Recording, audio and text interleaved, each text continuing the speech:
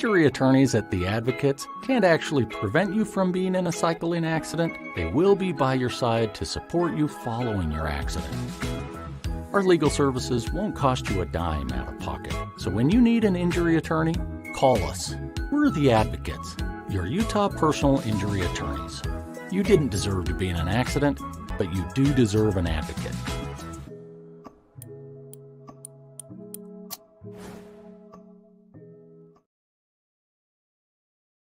This is the Monty Show, the truth in sports talk streaming. When you want unbiased opinions about your favorite team without the spin, all you have to do is find the Monty Show, streaming live and available 24 hours a day, 7 days a week on YouTube. And now, here's Monty. Hey, Monty. Happy Thursday on the Monty Show, presented by our good friends at The Advocates, theadvocates.com. The best injury attorneys in the business. The Advocates. We tell you every single day that what you do in the community matters. And the Advocates certainly understand that. They're working with the road home. And tomorrow is Giving Friday. You going to show up and do a show tomorrow? I'm not sure. It's still debatable. Okay. Still up in the air. Tomorrow is Giving Friday. We will feature the Advocates and their work with the road home. For the 20th consecutive year, the Advocates and the road home are partnering to provide school supplies and necessities for underprivileged kids.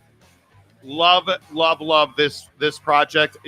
Last year, you guys, we raised over $5,000 for the Advocates and the road home to provide school supplies for underprivileged kids. I cannot tell you the unbelievable impact that has in our communities across this country where the Advocates work. And I just encourage you, be here tomorrow. Let's support the Advocates and the road home. Giving Friday tomorrow on the Monty Show, presented by our good friends at The Advocates, theadvocates.com. The best injury attorneys in the business, you guys. Weather has been gorgeous. We were out playing a little golf in the new backyard. And there's so many people out walking around, riding bicycles, riding motorcycles. If you get into an accident, please do not trust your insurance company because, as I've said countless times, and I know I'm probably alone on this, insurance is a scam. I truly believe insurance is a scam. They are not there to watch out for you. You have to watch out for you by going to the Advocates. You didn't deserve to get in that accident. You do deserve an advocate, somebody to fight for you. And chat with an injury attorney live online, 24/7, 365 at the Advocates. We're watching the U.S. Open in the background. Yes. I love that I'm going to say this sentence. Tiger Woods is leading the U.S. Open. Yes! Pounding like a porn star, living like a rock star, and playing really good golf.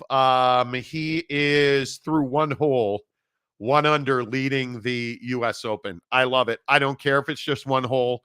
I think Tiger Woods, as Jake knows, it's about 2 holes. Yes. I think Tiger knows that. Yes. As he is on the second hole. But he does look good.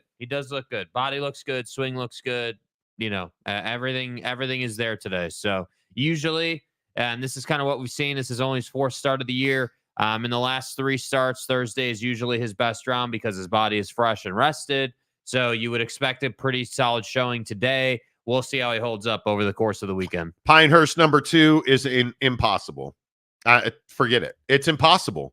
It is a very difficult course. We are already seeing that. Tiger was in the rough, hit a really beautiful approach into his first hole. I believe he's playing number 9 for his first hole today. Just really great to see Tiger Woods on top of the leaderboard. Matt Fitzpatrick, who's in real trouble, as well as Matt Kuchar. Seamus Power, who Jake and I played golf with in Las Vegas over the summer. Yeah, good or over the winter, excuse me. Also at 1 under with McKibben in the amateur. Morales. They are all tied at 1 under, leading the U.S. Open at Pinehurst number 2. We'll keep you up to date on that. Just real quick, how many of you are following the Live Golf PGA Tour thing? Wow. And again, we watch a guy on the greens at Pinehurst. So we've been watching for probably a half hour, 20 minutes, And Pinehurst number 2 is notorious for being an incredibly difficult hole to even par. The whole right? course. Yeah, and Pinehurst itself has that reputation, but number 2 is wild. And you're just seeing guys who hit these reasonable shots. The ball rolls off the green. They hit the approach shot onto the green, and it rolls right back to them. And that is what the U.S. Open is about. It is, difficult course, difficult conditions, challenging the best golfers in the world. And I would suspect, and obviously we'll see what Scotty does today, but I would suspect that, 5 under at most wins this tournament. I would suspect. Bro, I'm just telling you now that, yes, Eric and Raleigh, this tournament's going to be a bloodbath. Yeah. Yeah, it is. 100% agree. This is incredible. But I think it makes for great golf. Like we're watching Matt Fitzpatrick, to Jake's point. Matt Fitzpatrick, one of the better golfers in the world, just tried to putt his ball from off the green onto the green, and he did. And it still rolled all the way back to him, all the way down the hill, all the way off the green. Had to replay the shot. I said it over the weekend. The worst part about golf is when you hit a good shot and you get penalized for it. And you're going to see that all day long. All day. It is going to be remarkable.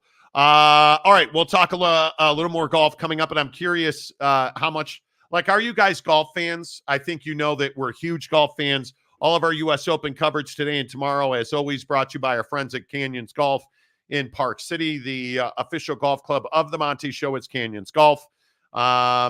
We will be there this weekend, Saturday and Sunday. Tee time is 8 a.m. Let's go, baby. We'll be there. Anybody want to play with? We're playing as a twosome. Yeah, let's go. On Saturday. We got 2 spots. Who wants to come out and play with us on Saturday? Happy to do it. I think the biggest story in sports, the Boston Celtics are on the verge of sweeping Luka Doncic, that fat ass. Yeah. Jake, what did you say when you sat down this morning you walk into the studio? I said fat ass Luca Doncic let his team down. That's so exactly what I said. I appreciate your owning up to fat shaming Luka Doncic. My name is Luka. Luka Doncic, is Luka Doncic truly individually here letting down the Dallas Mavericks? I don't know how you see it any other way. Even if you're the most ardent supporter of Luka Doncic, certainly the defense is an issue. The volume shooting, we're back to bricklaying Luka Doncic from 3. I believe it was 1 of 7 last night. And it's this obsessive bitching and whining at the officials that I think is really hurting the Dallas Mavericks. You are watching the officials, and they're human beings, but I think we all know NBA officials are punitive at best. You watch Luka Doncic complain, whine, argue with every single call. The foul he fouled out on last night, this block charge, I don't think it was that close. I thought it was a block the entire way. And he's laying on the floor and being dramatic about it. Like, you're hurting your team. And Luka Doncic, I think his defense in this series has been abysmal. Not okay, not average, not bad, abysmal. I think it's been embarrassingly bad. And Jake, I just don't know at this point if there's any other way to spin this than to say, I think Luka Doncic is hurting the Dallas Mavericks. Yeah, absolutely. And I think that, we've always known Luka to be, the volume shooter, no defense guy, right? I mean, that's always been that's his trademark. Love him or hate him, that's what he is. And I think, there are a lot of guys in the league who sort of have this style where they do one thing really good and they try to excel at that every night. And it's just a matter of how much making up they can do in that strong part of their game for the bad part of their game. And I think, Luka, last night, I think went over the edge when he started trying to bait Al Horford on the 3-point line into fouling him. And he started to try to get the whistle and, what they call in the NHL simulate, right? Or like you try to fall over and say that, Al fouled you when very clearly he didn't. When Jaylen Brown fouled you when very clearly he didn't. And I think that's the issue, because ultimately, then what happens? Well, you miss the shot because it's a 3, it's a long rebound. Boston gets in transition, and now they've got wide open threes for either their snipers or they've got a wide open lane because you're still sitting on the ground, not running back in transition defense. So they get high percentage looks. And unfortunately, for Luka and Dallas, Boston's going to make you pay for that. So I don't even know that it's been that Boston has been just so superior defensively. Have they been good? Yes, they've been very good. They've been exactly who they've been all year. Rotations are good. Individual defense has been very good. I think they're living up to exactly, what they've been most of the year. We know them for really solid defense. But I think that what Luka tried to do last night was a clear sign that he realizes they weren't going to win this series. And so what did you decide to do?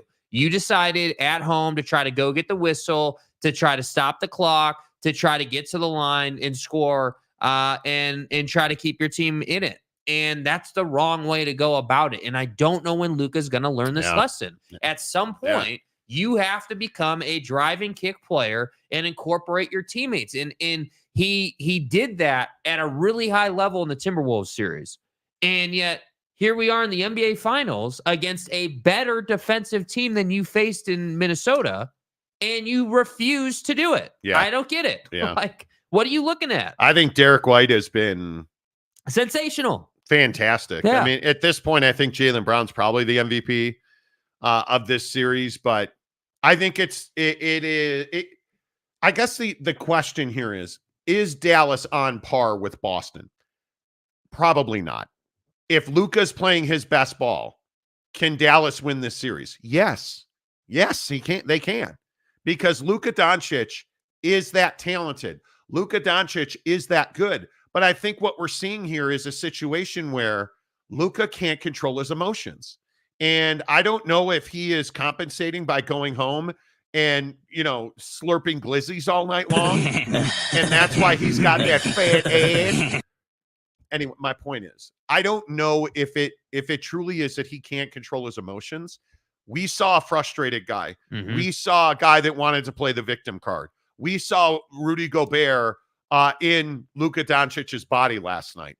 And I think if those of us in Salt Lake City that watch the Jazz learned anything, when you bitch and moan obsessively at the officials, it drives a wedge between you and your teammates. Yep. And I think one of the conversations that's real, and I think you're looking at it on Twitter, some in our comment section this week, who's the more important player in Dallas right now? Is it Kyrie Irving or is it Luka Doncic? I don't think there's any question. Kyrie Irving, America's favorite anti-Semite, is playing incredible basketball depending on the night. Last night, fantastic. Back at home, fantastic. The Garden owns Kyrie Irving. Yeah. But right now, I think Kyrie Irving has to be his very best or they don't have any chance to even compete. Oh, and I think, it's also, I think, incumbent on Kyrie Irving to be the voice in the room that says, hey, like, you got to be better, dude. Like you have to change the way you're playing the game a little bit here because ultimately in this, if I'm Kyrie Irving, and look, I understand Kyrie is, hey, he's newer in that locker room, but he's a leader on that team. They've been playing together all year. Like, there's no question what Kyrie is doing for that team. Sure, Kyrie already has a championship. Yep. And so if I'm Kyrie, obviously I kind of see the writing on the wall. It's hard not to, but I my messaging would be, hey, like, yeah, we're down 3-0, but if we're gonna lose this series and not win the NBA Finals, we're gonna give them hell doing it. And the way we do that is we drive and we kick. And I'm telling you, the way you beat great defensive teams is you force them to make decisions they don't want to make, which is, hey, it's what Boston's doing to the Mavericks on the offensive end. Al Horford is making a living with his lawn chair in the corner at this point. Like, you're literally seeing a guy who is constantly wide open in the corner. And it's been Al Horford, it's been Derek White, Jaylen Brown's been open in the corner multiple times. Aren't you surprised by that they and Luka is guilty of this. Luka and PJ Washington are the two worst offenders of this. Aren't you surprised that the Dallas Mavericks are not closer to their man in the corner. Just why is that though? This is the problem for Dallas. Yeah. They're not closer to the guy in the corner because they know that Boston is getting into the paint and they're getting to the restricted area at a very high rate. Yeah. So it puts you in a precarious situation. And frankly, it puts Jason Kidd as their coach in a precarious situation, because what are you supposed to tell the help defender? Hey, if they get into the restricted area, you gotta stay. You gotta stay in the paint and help. Or are you telling them to stay home in the corner? It's an impossible question to answer. And so if you're Jason Kidd, are you not saying, hey, like force them to kick? Like we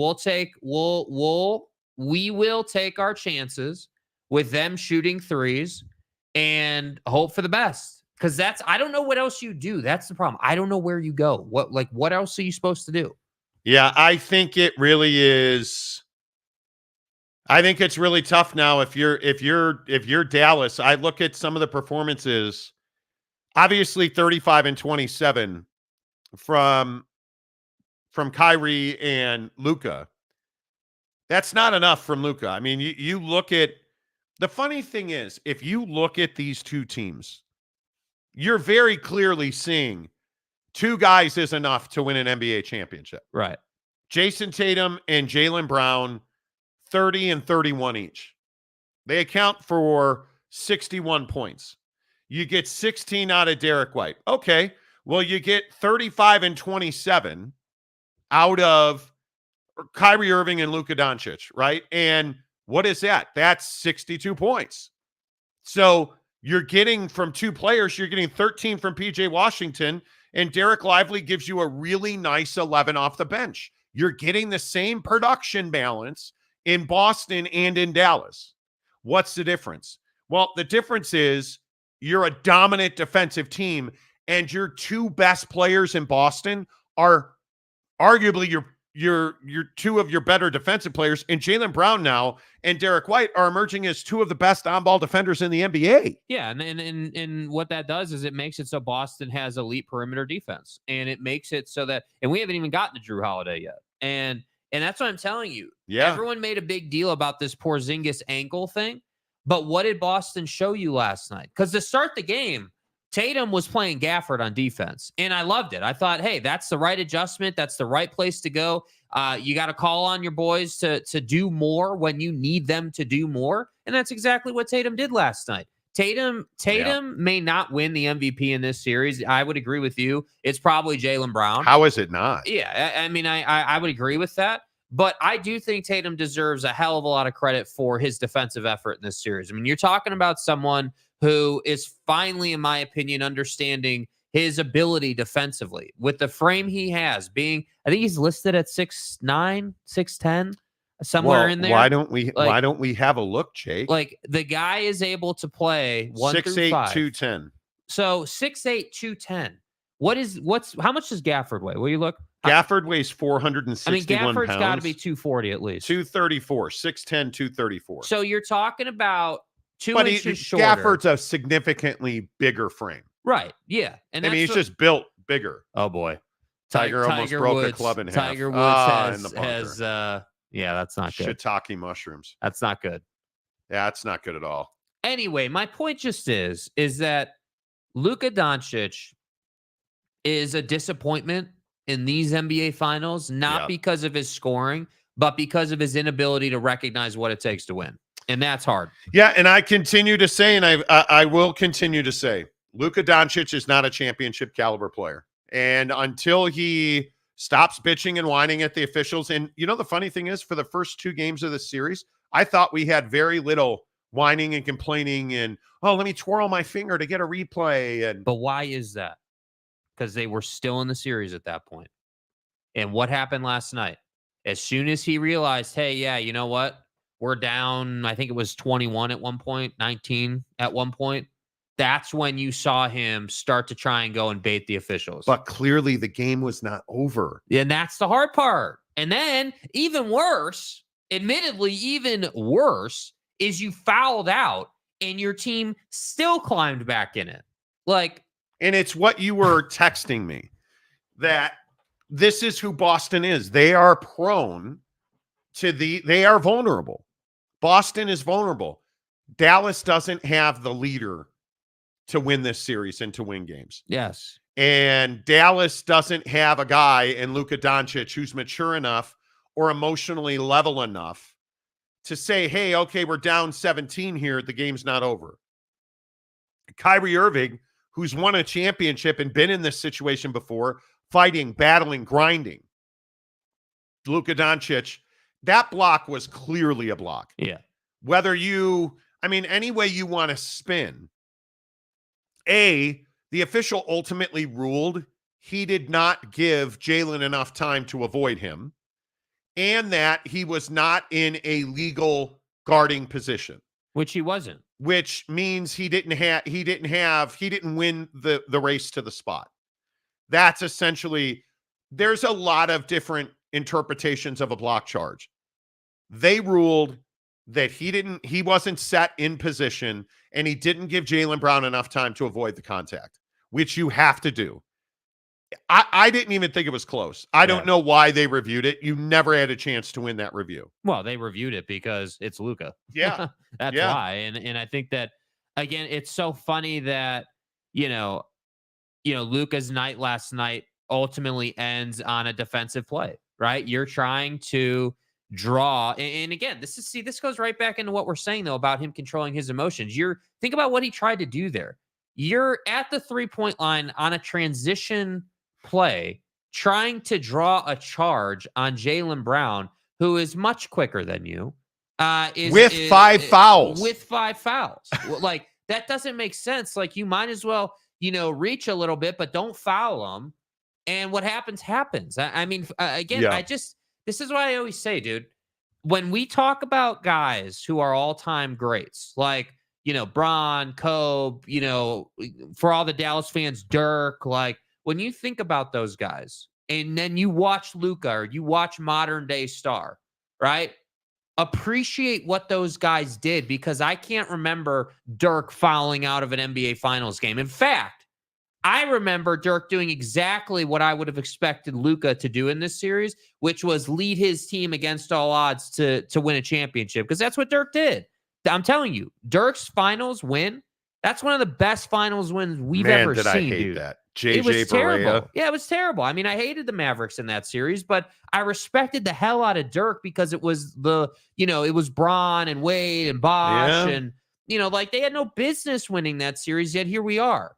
So that's why when I'm watching this game last night, I'm like, man, like, Luka has to. It's harsh to say that Luka's got to grow up, right? That feels petty, but it does. But I that's kind of how I feel. Like, I'm like, damn, dude. Like, at some point, can you not see what you need to do here? Can you not see that it's not always about you scoring? Like, yeah, you need to have a 30-point night pretty much every night, but you're gonna have that. This is to win a series like this against a Celtics team that's built this way. You have to get the defense to draw into the paint and then kick. That's what you have to do. 100%. You have the shooting on your roster to get that done, yet you refuse to do that. So why are we surprised that you're fouling out of a game and bitching at the officials? Because you're not mentally prepared to win this series. Yep, I agree. The Monty Show today is presented by our friends at Bucked Up Energy. Look in the description below. You'll see some pictures of Bucked Up pre-workouts. It's the best pre-workout in the business. We've talked about it for years at this point on the show. All of their pre-workouts are linked below here on our YouTube channel. You get great pricing because it's Bucked Up. They want to make sure that you have the best products, and I'm telling you, they are the best. I love that you can trust what's on the label at Bucked Up, and you look at their products, whether it is for the ladies, the Babe line is fantastic. If you and your girl are workout people and you go to the gym together, hook it up. In the links below. Oh boy, that ball's going to roll right off the green. Okay. Sunday M just hit an iron shot. Within 5 feet of the hole. Pin high, 5 feet of the hole. rolls off the green into the bunker. Brutal. That is the epitome of what you're watching. Sounds like he needs to get bucked up, Jake. Yes, it see does. see what he did there. See, he brought it back to the read. Nice bucked job, up pre-workout, the best in the business. It performs. You're going to burn more calories. And like I said, if you and your girl work out together, make sure you get her the Babe pre-workout. It is fantastic. But whether you need a lot of caffeine, high stimulation, no stimulation, low stimulation, they have a pre-workout for you right here on our YouTube channel. A full selection thanks to our friends at Bucked Up. You can always find Bucked Up online at buckedup.com or at your nearest local Walmart store. Bucked Up, the official energy provider of the Monty Show. In the tray below, you'll see it right there. Make sure you, hell, it's even a great Father's Day gift. Did you get me a gift for Father's Day, by the way? My gift is my presents. My gift is this D. Okay, no, that's nope. That's yeah. Okay, that's enough. Stop, please. Probably too much. All right, let's get your comments in here. Who's first in? Mike Smith, hit the like button. Yes, please hit the like button. It was pointed out to me yesterday that I'm a terrible YouTuber because I never say hit the like button. You're right. I don't. I should. If you're watching on X, make sure you come on over to YouTube. Hit subscribe, give us a thumbs up. Hitting the like button actually really helps the channel grow. It helps push out the content to other people. It tells YouTube you like the video and others will like it as well. So please give us a thumbs up. Hit the like button. Mike Smith, always good to see you. Okay, Tigers putting for par here on number 2. LT Gray. Come on, buddy. Get in the hole. Come on, buddy. Get in the hole. Come on, Let's buddy. go. Let's go. Let's go. Attaboy. Stays Tiger at 1 is under, baby. Tiger is 1 under through 3. McAllister is 2 under with the lead, but Tiger just 1 shot back. Big names at the top of the leaderboard right now with Woods, Cantlay, Finau, Kuchar, all 1 under. Tiger is he's playing good golf. The what's called the up and down game is critical at Pinehurst number 2, and you'll see that this course, and the name of the course, by the way, is Pinehurst number 2. I don't keep saying number 2 as in like the second hole. The course is Pinehurst number 2. It is a really difficult course. The U.S. Open is underway on USA. I'm obsessed with it. I think you guys know I love the game of golf. Yeah. All of our U.S. Open coverage is presented by our friends up at Canyons Golf in Park City, the official golf club of the Monty Show. Good to see Tiger Woods. Yes. Good to see Tiger Woods. Hit the like button or you will have to decide between getting electrocuted by a boat battery or a shark getting you. Okay. All right. Gary Sudid. Dibs says, good morning, all. There should be a best of video on your break. Dude. On my break. Yeah. Well, the vacation coming up. Yeah. Best Monty rants, best 2-hole truths. Hit the like button. Exactly. Gary. UW fan Jim Romadunze, hello. Dibs, I'm sure if you buy Tanner a cougar tail, he'll do it for free. Tanner Plummer seems to have every video archive that you would ever want. Yeah, he's got a whole list of them, bro. Yeah. Mike Smith, Thursday is the Monty Show's Friday. You're damn right it is. You're damn right it is. Friday's show, Pinch Me, I Must Be Dreaming. See, why do you promise? Okay, see, now. Okay, off to our left, over that way in Montyland, we have a bunch of electronics over here. And sometimes they'll just randomly turn on. It's the strangest thing. Rando. Telling you that this new studio setup has been great. Yeah. I really like the space we're in. The sound is we don't have an echo chamber anymore. And it's not like 100 degrees. We can control the climate in here. We really upgraded the lighting. We spent a lot of money on this studio setup. And apparently it's comfortable because the Monty Show ghost is back. Yeah. Because stuff just turns on and it is what it is. It is what it is. We're going to talk about this theory later in the show that aliens live amongst us. The Monty Ghost is real. Caleb Aylmore, hello. Welcome to the nightmare. Happy Thursday. You mean Friday? I thought we were doing a show tomorrow. You're so lazy. Are we doing a show tomorrow? Yes. Stay hard. Yes. Mike Smith, welcome to the nightmare. I think you're going to like it. I think you're going to feel you belong. Oh, do we have a new member? No. Oh. Not actually. Jake is actually going to work tomorrow. No freaking Dude, way. I know. It's truly incredible. I'm stepping out of my comfort zone. But sometimes things have to be done. Oak State James is still talking about Okie Light State. How did we get on this today? I have no idea. What the hell happened? I don't know. James also says, honest question, how is a block call when the offensive player initiated the contact? It has nothing to do with who initiates contact. Yeah. There's a lot of misinformation about block charge. It really comes down to who established position first. Oh, boy. Wow, Justin Thomas. Not good. Although he's a great bunker. Justin Thomas just went from the weeds to a bunker. But he's an excellent bunker player. Yeah. Block charge is 100% about establishing position. And in the paint, it's a matter of where that position is. You can't be too close to the basket. It is not about who initiated contact. There's nothing to do with that. Contact very rarely is what determines foul or not foul. It is how you contact the player.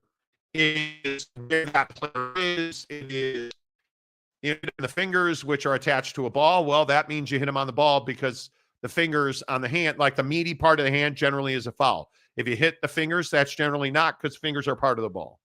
Yeah. Like there's the little nuances of officiating. I think you have to understand that.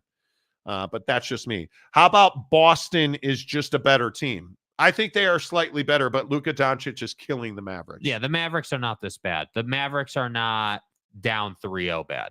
Dakota? Why? It's almost like you turned on. It's almost like Victor's the way. You turned on the Victor signal, dude. Why are we turning on the Victor dar? Like, what are we doing here, the dude? Victor dar. Like, why would we? Why you're poking the bear, dude? Big Daddy Magic, the Big Daddy one with the big gun, with the sweet tongue. Big Daddy Magic claims that women are sending him nudes because we talk about him on the show. This is your beloved. I'm just going to leave it at that. Big Daddy Magic. Miami players made fun of Dirk in that series, and he came out with a mission and shut them up. Yeah, he did. Yeah. Notice he wasn't bitching at the officials constantly. JJ Barea was amazing. Yeah. If any casuals don't know, Bucked Up has great products across the board. Appreciate that. Yeah, pick them up right below. Yeah, they're right below. The pre-workouts are... My wife, as you guys know, my beloved, my significantly better other. This is your beloved. Exactly. Mrs. Monty actually races. She does like mini sprint triathlons and bike races, and she uses all of their pre-workouts. She uses all of their hydration products. Like Bucked Up just makes better products. That's really what it comes down to. They're the sponsor of the show today, so make sure you get their products down in the tray below. I just discovered my favorite gas station as Bucked Up. Yay! Yay! Exactly right. Jake is pulling a Tyrion Lannister. I am the gift. Yeah, you're damn right. That's right. Go to QT, get Bucked Up in a roller dog. Okay.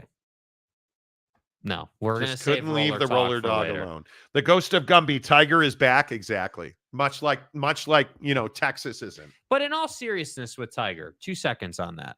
1-2. All he's got to be is in contention. That's it. Just play the weekend. Yeah, just play the weekend. That's all you got to do. And don't be 87 shots back. Yeah, like it's not like you're good, man.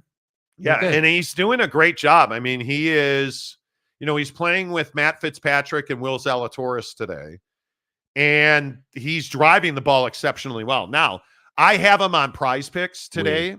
We 2 O's and dumbass. Thank you.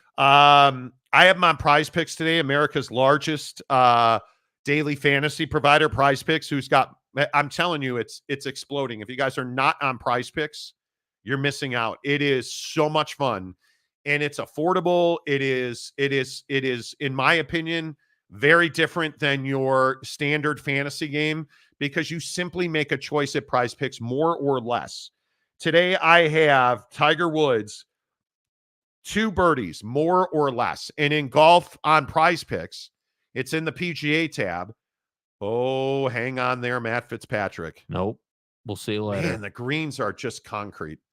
And he's going to, he got a huge break.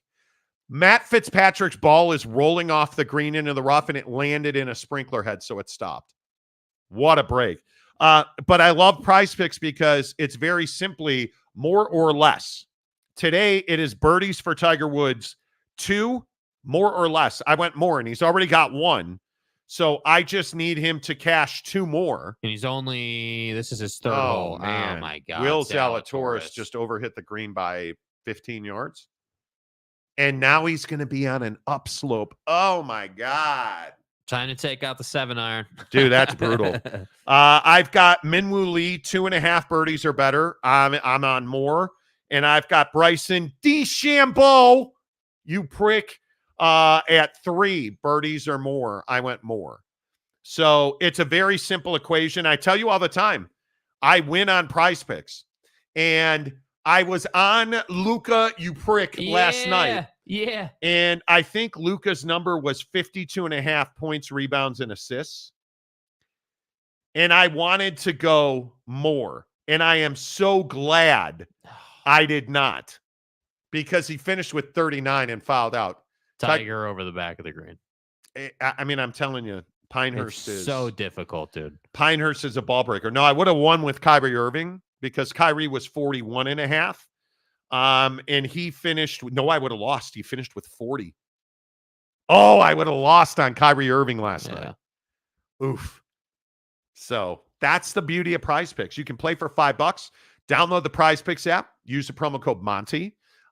They will match your deposit 100% up to $100 at prizepicks.com. Putting money back into the show. Good job, Monty. Just think of the amount of money you could put back into the show if J2H did not waste so much money on the roller life. Yeah, we're not making any changes. Listen, some of us like ranch dressing, ketchup, mustard. Jake likes fecal matter. Yeah, I mean, that's why that's what you get when you eat off. That's your condiment when you eat off of a roller, right? At a gas station. It's not. I mean, you're the expert. I don't know. I'm surmising. Right. You're the expert. Right. I'm just asking for a friend. You know, my favorite gas station is Sefco. Okay. Okay. Buc-ee's is bucked up. Yes, you can get bucked up at Buc-ee's. Absolutely.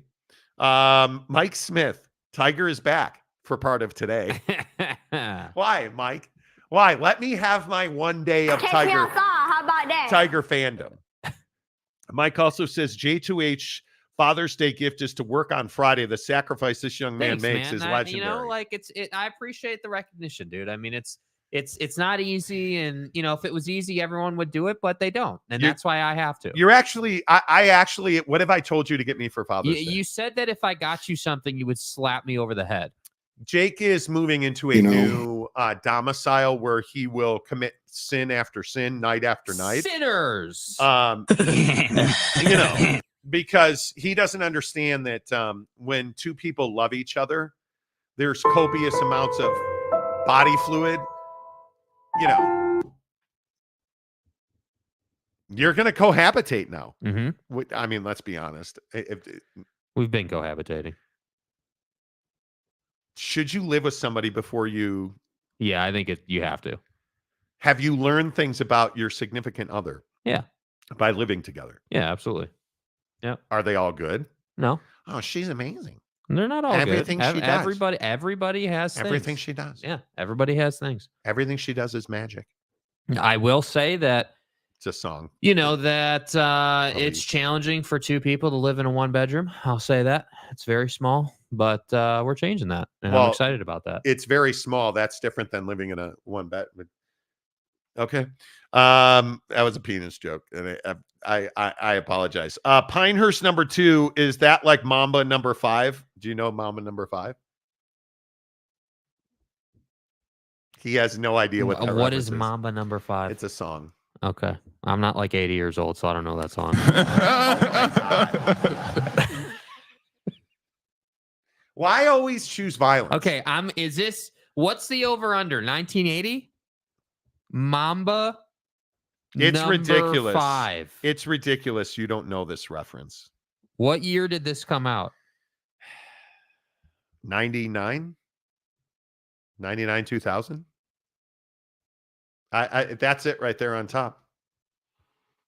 I don't know what year. 99. 1999. Bruh, I was 5.5 years old. Who cares? Dude, I care because there's no reason for me to know this song. It's one of the biggest hits of the 90s. Well, okay. You're never. It's fine. It looked like Luka went to QT and got a taquito before the game last night. The ghost of Gumby says boo.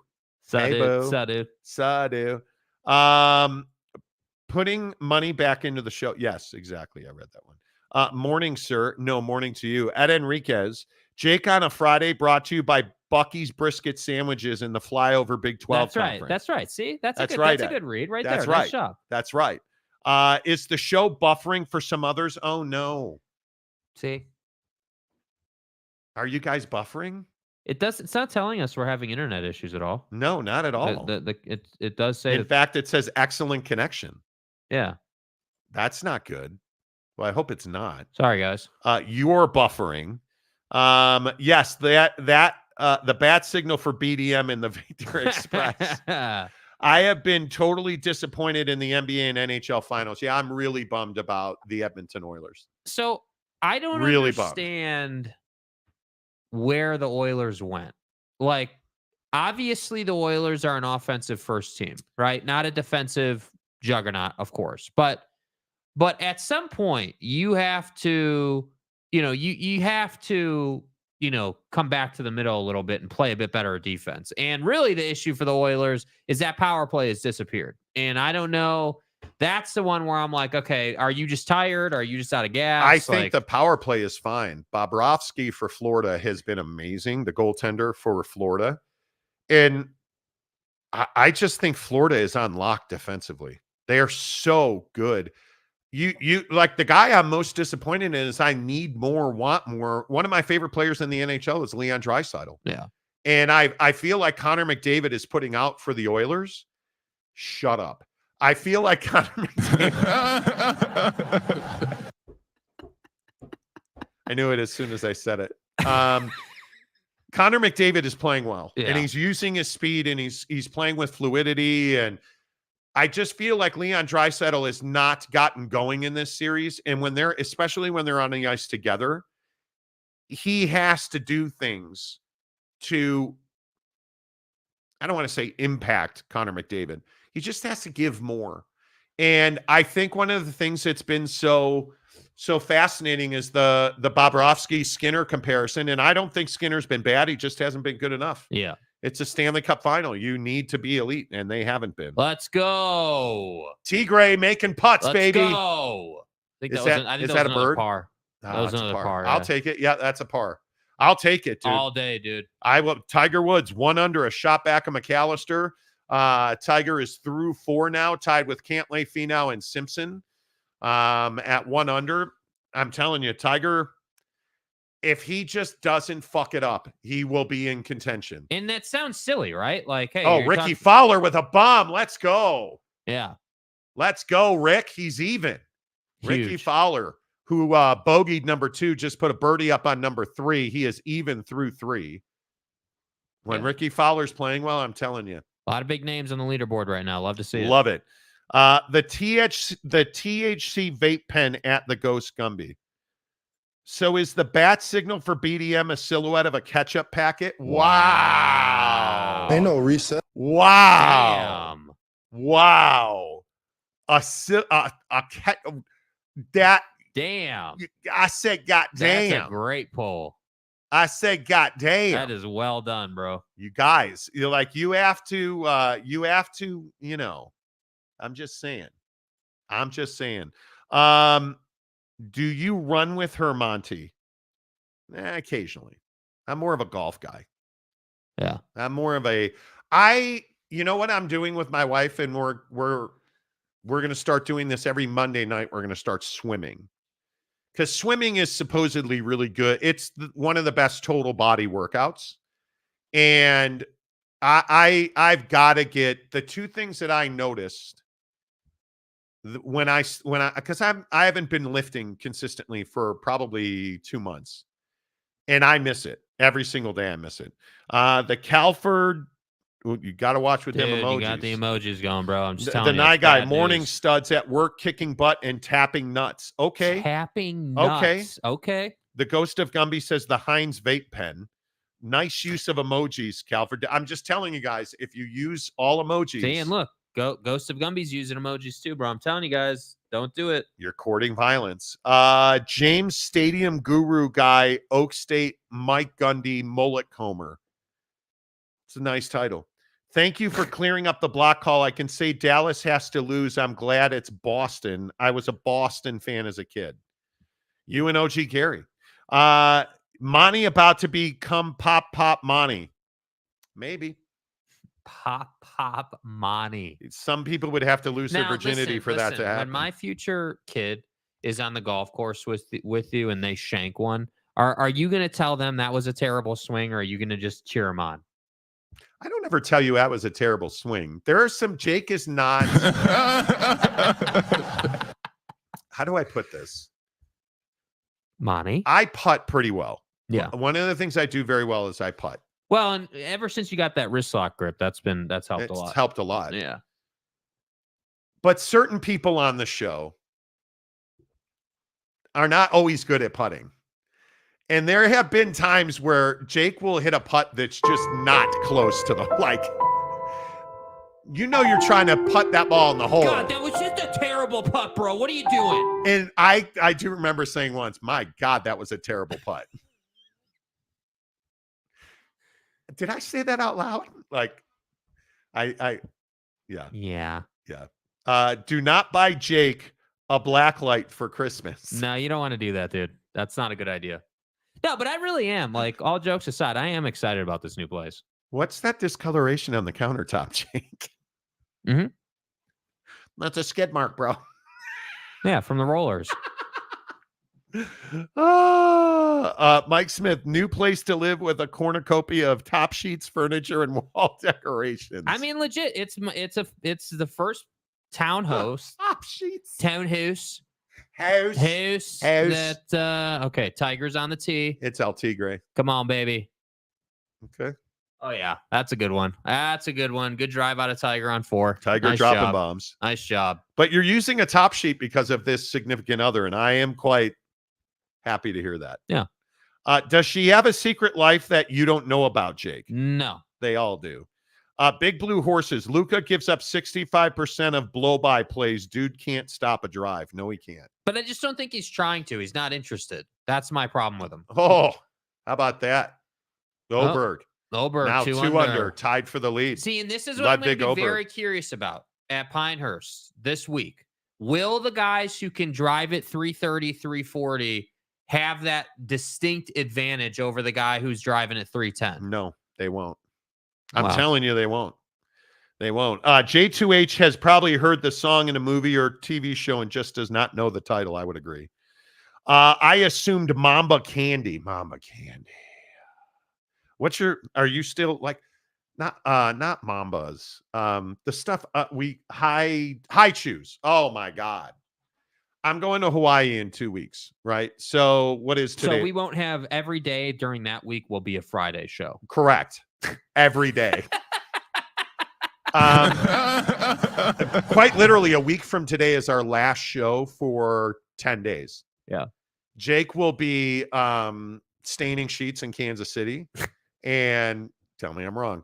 And I will be in Hawaii, and I am quite excited about it. Yeah. I need a vacation. I am ready. I'm trying to convince Mrs. Monty. Hey, Monty. I'm trying to convince Mrs. Monty to get a couples massage, and she doesn't like seeing me nude. So it's kind of a challenge at this point, but we'll see. The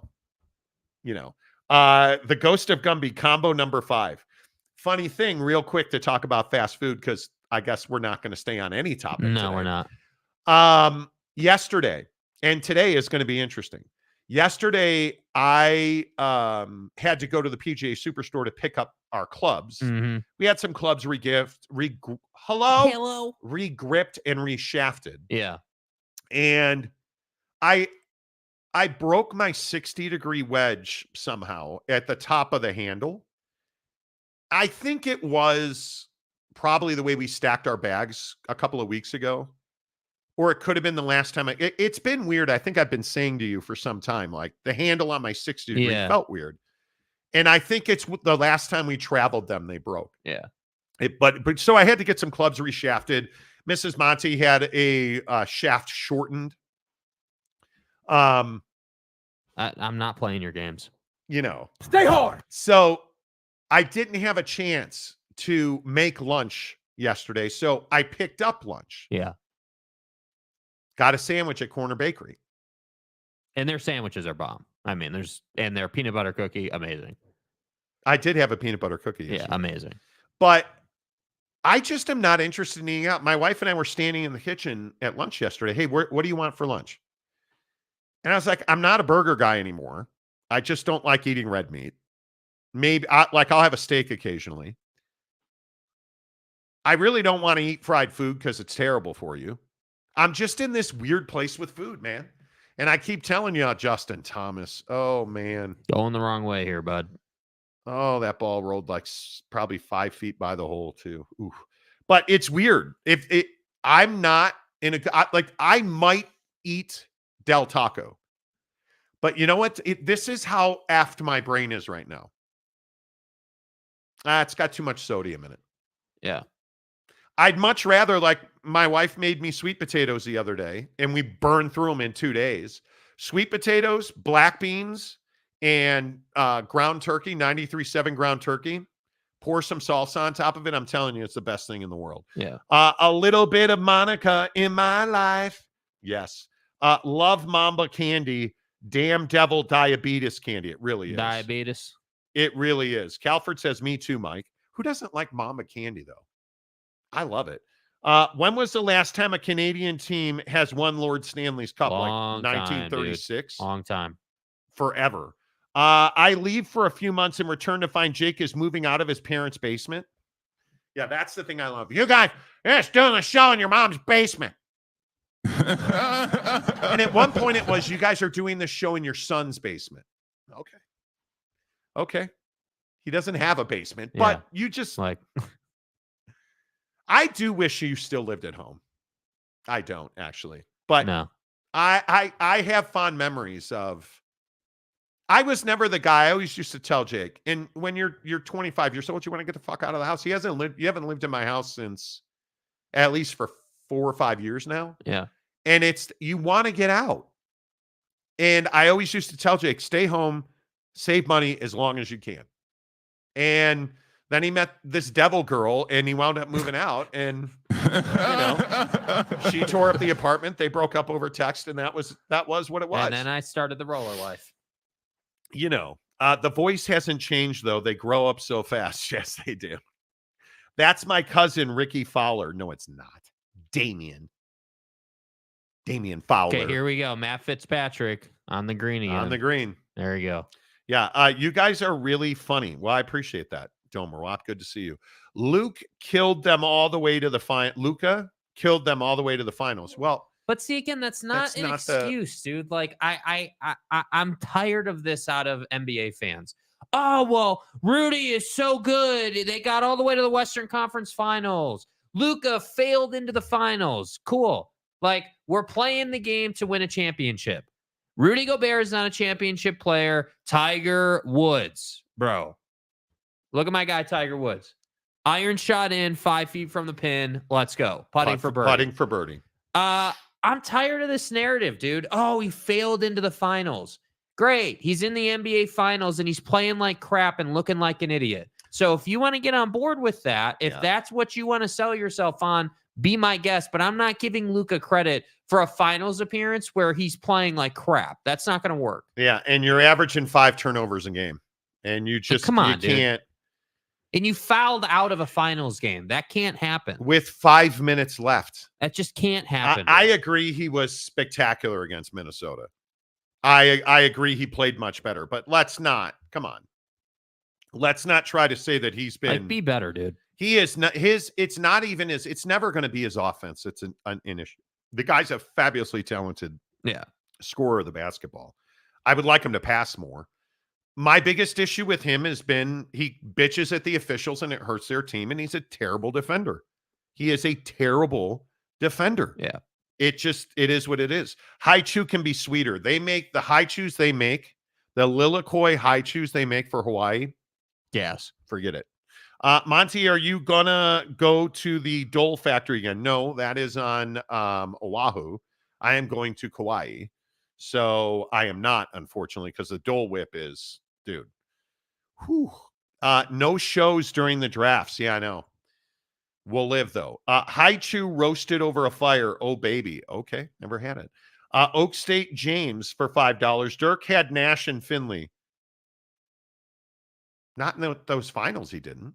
Yeah. Luka and Kyrie need one more star player. No, I don't think. Let's look it up. I'm pretty sure in that stretch in I think that was the 2011 finals that they won. I vividly remember. Yes, that's correct. 2010-11. Yeah, I think that. Yeah. If you look at JJ Barea in the finals, or you look at the complementary players on that team, it was not Steve Nash. Yeah, no, it was. You had your guards on that team were Barea, Corey Brewer, Caron Butler. You had Jason Kidd. Yep. End of his career, Jason. Yeah. You had Stojakovic. Jason Terry was huge in that series. Yes, he was. Steve Novak. Sean Marion. Steve Novak. Brendan Haywood. I vividly remember watching him. He had some moments. Tyson Chandler was huge in that series. So that was not what did he say? Steve Nash and who else? And Michael Finley. Yeah, no, that wasn't that, my guy. Luka and Kyrie don't need a star. Luka needs to be better. Yeah. Luka, it's okay to say that Luka has to be better. Like he's it's not got to commit to his fitness, and he's got to become a more agile defender. Yeah. Somebody earlier was talking about the blow-bys, and it's absolutely true. But think about what LeBron did mid-career while he was in Miami. He lost a bunch of weight. Yeah. Because he was playing at too heavy of a weight for his body to sustain it. And I feel like Luka's in a similar position where his body can play at this weight, no problem, obviously.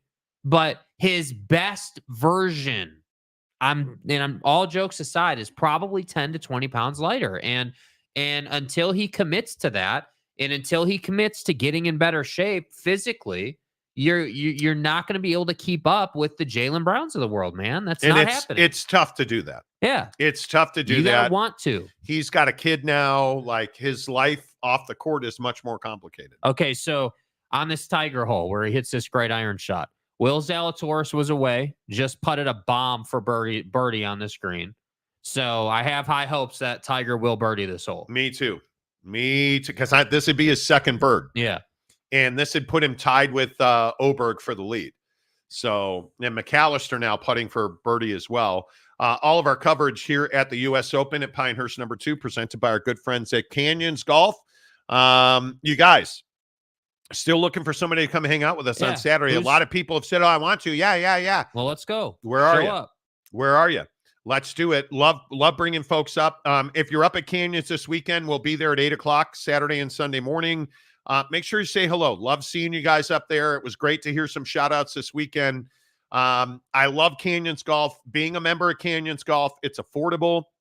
You get resort style luxury golf for municipal prices. And I just continue to say, those of us that know what Mountain Dell is versus Canyons Golf, the 10-minute drive up the canyon is as easy as it can be. Yeah. Because it is, in my opinion, superior groundskeeping.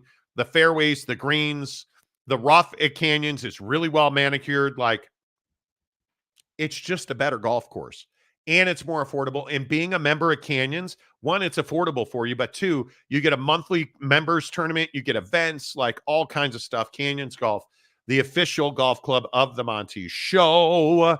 Watching the U.S. Open, Tiger Woods knocks down a birdie. These are are these highlights? Highlights. Okay. Yeah, highlight package here. Yeah. He's been putting very well. He has been putting really well. And again, and we talked about this, he has openly talked about that he and Charlie Woods were working on his putting stroke. Yeah. And look at this, in the first 4 holes, he's putted really well. And now he's putting for birdie on 5. It's like 10, 11 feet here, maybe just a little more than that. Yeah, he is putting. Very makeable for sure. This is probably closer to 10 feet. This would be really, but again, at Pinehurst, it's not that there's a lot of break in most of these greens. It's just that you have to be very precise with your second shot. Yes. And he has been. And Tiger is going to make the birdie. Oh my God. Oh, it lipped out. Oh. Wow. My God. Rolled right over the edge of the hole. Damn. But it's another par. He'll remain at 1 under here. I believe. Make the putt. He did. Tiger Woods remains at 1 under through 5. Damn. Boy, if he'd have had real that chance there. on 14, he's played 5 par, holes. Still par. Started on the back 9. Yeah. But boy, that was so close to a birdie. See, I love when Tiger Woods is in contention. Yeah. I do. Oberg at -2 is putting for birdie as well here. And he missed it. He will remain at -2. Tiger, Cantlay, Finau, and McAllister all a shot back at the U.S. Open. When I was younger, Caleb said, my dad would hit the shitter and get me and my brother to come take a whiff by saying there was a screeching wall spider in there. Wow. Wow. The things dads and their sons share, Mike Smith, but the bright spot is you did not have any annoying nose hairs for years. So you had that going for you. Yeah, now you got to clip your nose hair all the time. Calford says Princeville. Indeed. I am playing Princeville. I am playing I am stoked. Let me tell you. Man, there are some names at even right now in this tournament. There are a lot of big names. I am playing Poipu, Princeville, and one other that I can't remember.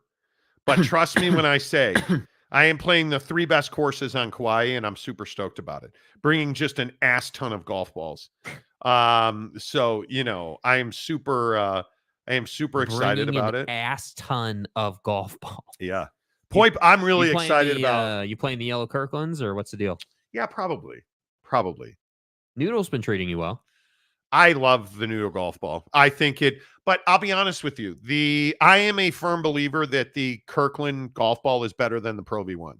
Yeah. I hit the Kirkland golf ball further than I hit the Pro V1, and I think it's better around the greens, which is why I play the Kirkland so much. Little Woj bomb here. Yeah, it looks like JJ Redick will formally interview for the Lakers job this weekend, and a strong performance is expected to move him to the forefront of the franchise's search. JJ Redick should not be the next coach of the Lakers, but so Princeville is under construction, so you have to play. You can only play 9 holes twice. Poipu and then Hokuala are the 3 courses we're playing. Monty, will you be eating Spam? Hell no. Not doing it. You have to have Spam when in Hawaii and Matsumoto shaved ice. Okay. It's been years since I had Spam, and it'll be years more before I do. Luca enjoys his Buc-ee's barbecue sandwiches too much. Facts. I think Luca is overweight. He's not fat. Ozempuck, Calford says. We joke. I think that might be the best way to spend a weekend, Mike Smith. What did Mike Smith say? I think I will head to Canyons this weekend when Monty and J2H are playing and hide while yelling jackass at them all day. Sorry if you're offended by that. And I can hit golf balls at you, which would be amazing. Are you going to Kauai? The place is heaven. Yes, I am. Never been. Move the Lakers to Montana and get Phil to coach again. It could happen. I don't think so. Phil is physically broken down, from what I understand. Phil Jackson. He's always had back and hip issues, though, from his basketball playing days and whatnot. All right, hour number 2 of the Monty Show, as always, presented by our good friends at The Advocates, theadvocates.com. You guys, I'm so excited that they are in year 20 of working with the road home. Tomorrow is Giving Friday. And I don't know that we'll be able to, but last year we raised I think we raised the number's $4,986 last year for the Road Home and Canyons, the Road Home and the Advocates. And it's a massive number. I don't know that we'll be able to match it or exceed it, but they're working with the Road Home to provide school supplies and basic necessities for kids to go back to school this fall. And it's a fantastic program. You know that the Advocates are working in all of our communities. The Advocates are a phenomenal firm of attorneys that I think put their client before themselves, which is exactly what you want your attorney to do. And what I say, they put the client before themselves. They're in the community. They've seen what you're going through when you've been in an accident, no matter if that's a workman's comp case, a motorcycle accident, if you get hit by a semi-truck. The Advocates have dealt with all of those cases, so they're prepared and positioned to get you the best result possible. And when you're dealing with your insurance company, you need somebody that will tell you the truth, because your insurance company is not going to do that. They are working for their board of trustees. They are working for themselves. They are not working for you. But the other thing that the Advocates do that I just love is they put their money back into the community. Whether it is the bike drive that we talked about, giving kids bicycles, Sub for Santa, where they bought so many children who weren't going to have Christmas gifts. They provided Christmas for them. And I think that this school supplies and basic necessities drive that they do with the Road Home every year, and this is their 20th year, if you can believe that. Crazy. I think it's just so important, because you look at where our kids are in this world and think about kids that go to school with torn jeans, and not, hey, look how hip my jeans are, I have holes in them, with torn jeans. Or, the one that really, really, hits my heart is the story last year about how one of the basic necessities is underwear for kids. Let that sink in. You're going to school without underwear. And imagine the bullying you're getting already and the ribbing you're getting already, because you're underprivileged, because you don't have nice clothes. And maybe you don't have, back in my day, it was a Trapper. You guys remember the Trapper folders? Mm-hmm. How awesome they were? Today, it's backpacks. The quality and look of your backpack is a status symbol. How many kids don't have backpacks? I mean, we take it for granted, right? But how many kids today go to school without backpacks? That's what the Road Home and the Advocates are all about.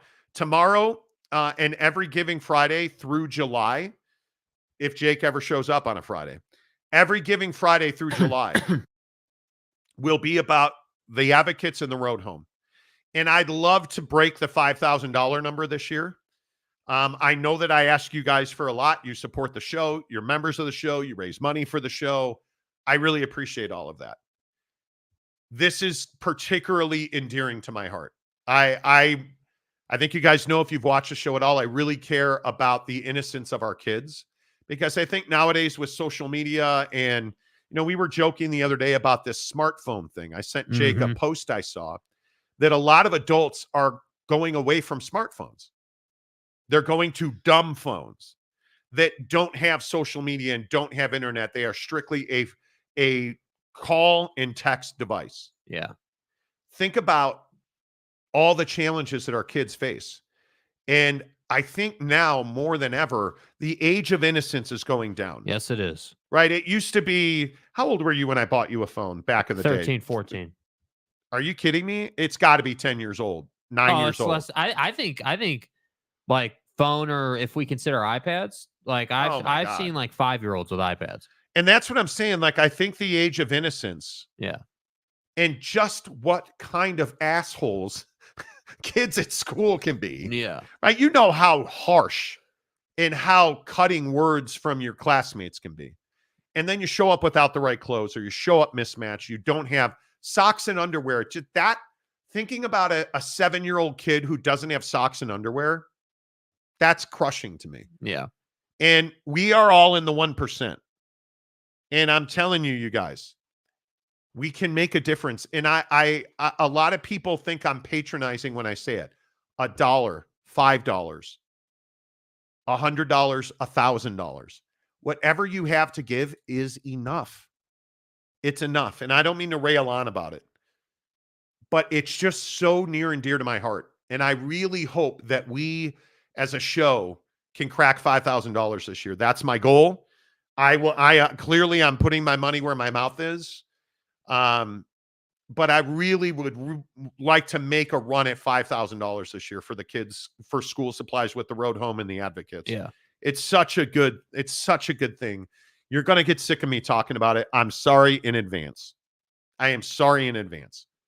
I'm going to talk about it every single day. And it starts tomorrow, Giving Friday. Yes, we are doing a show tomorrow in all seriousness. Yes, we are doing a show tomorrow. Can you do something for me? Are you commit? Commit. It's what I always say now, standing over a golf shot. Commit to it. Let's ride. We're doing a show tomorrow. And you know, the things that, like, what was cool and hip? What did you have to be cool and hip when you were in school? Do you remember anything? Mine was very clearly, I had to have a Trapper folder, and I did. And you had to have those cool NBA t-shirts. And I did not have it. And I hated it. And again, I've talked about this. I used to beg people to let me either cut their lawn or wash their cars, because my mom would never buy me Jordans.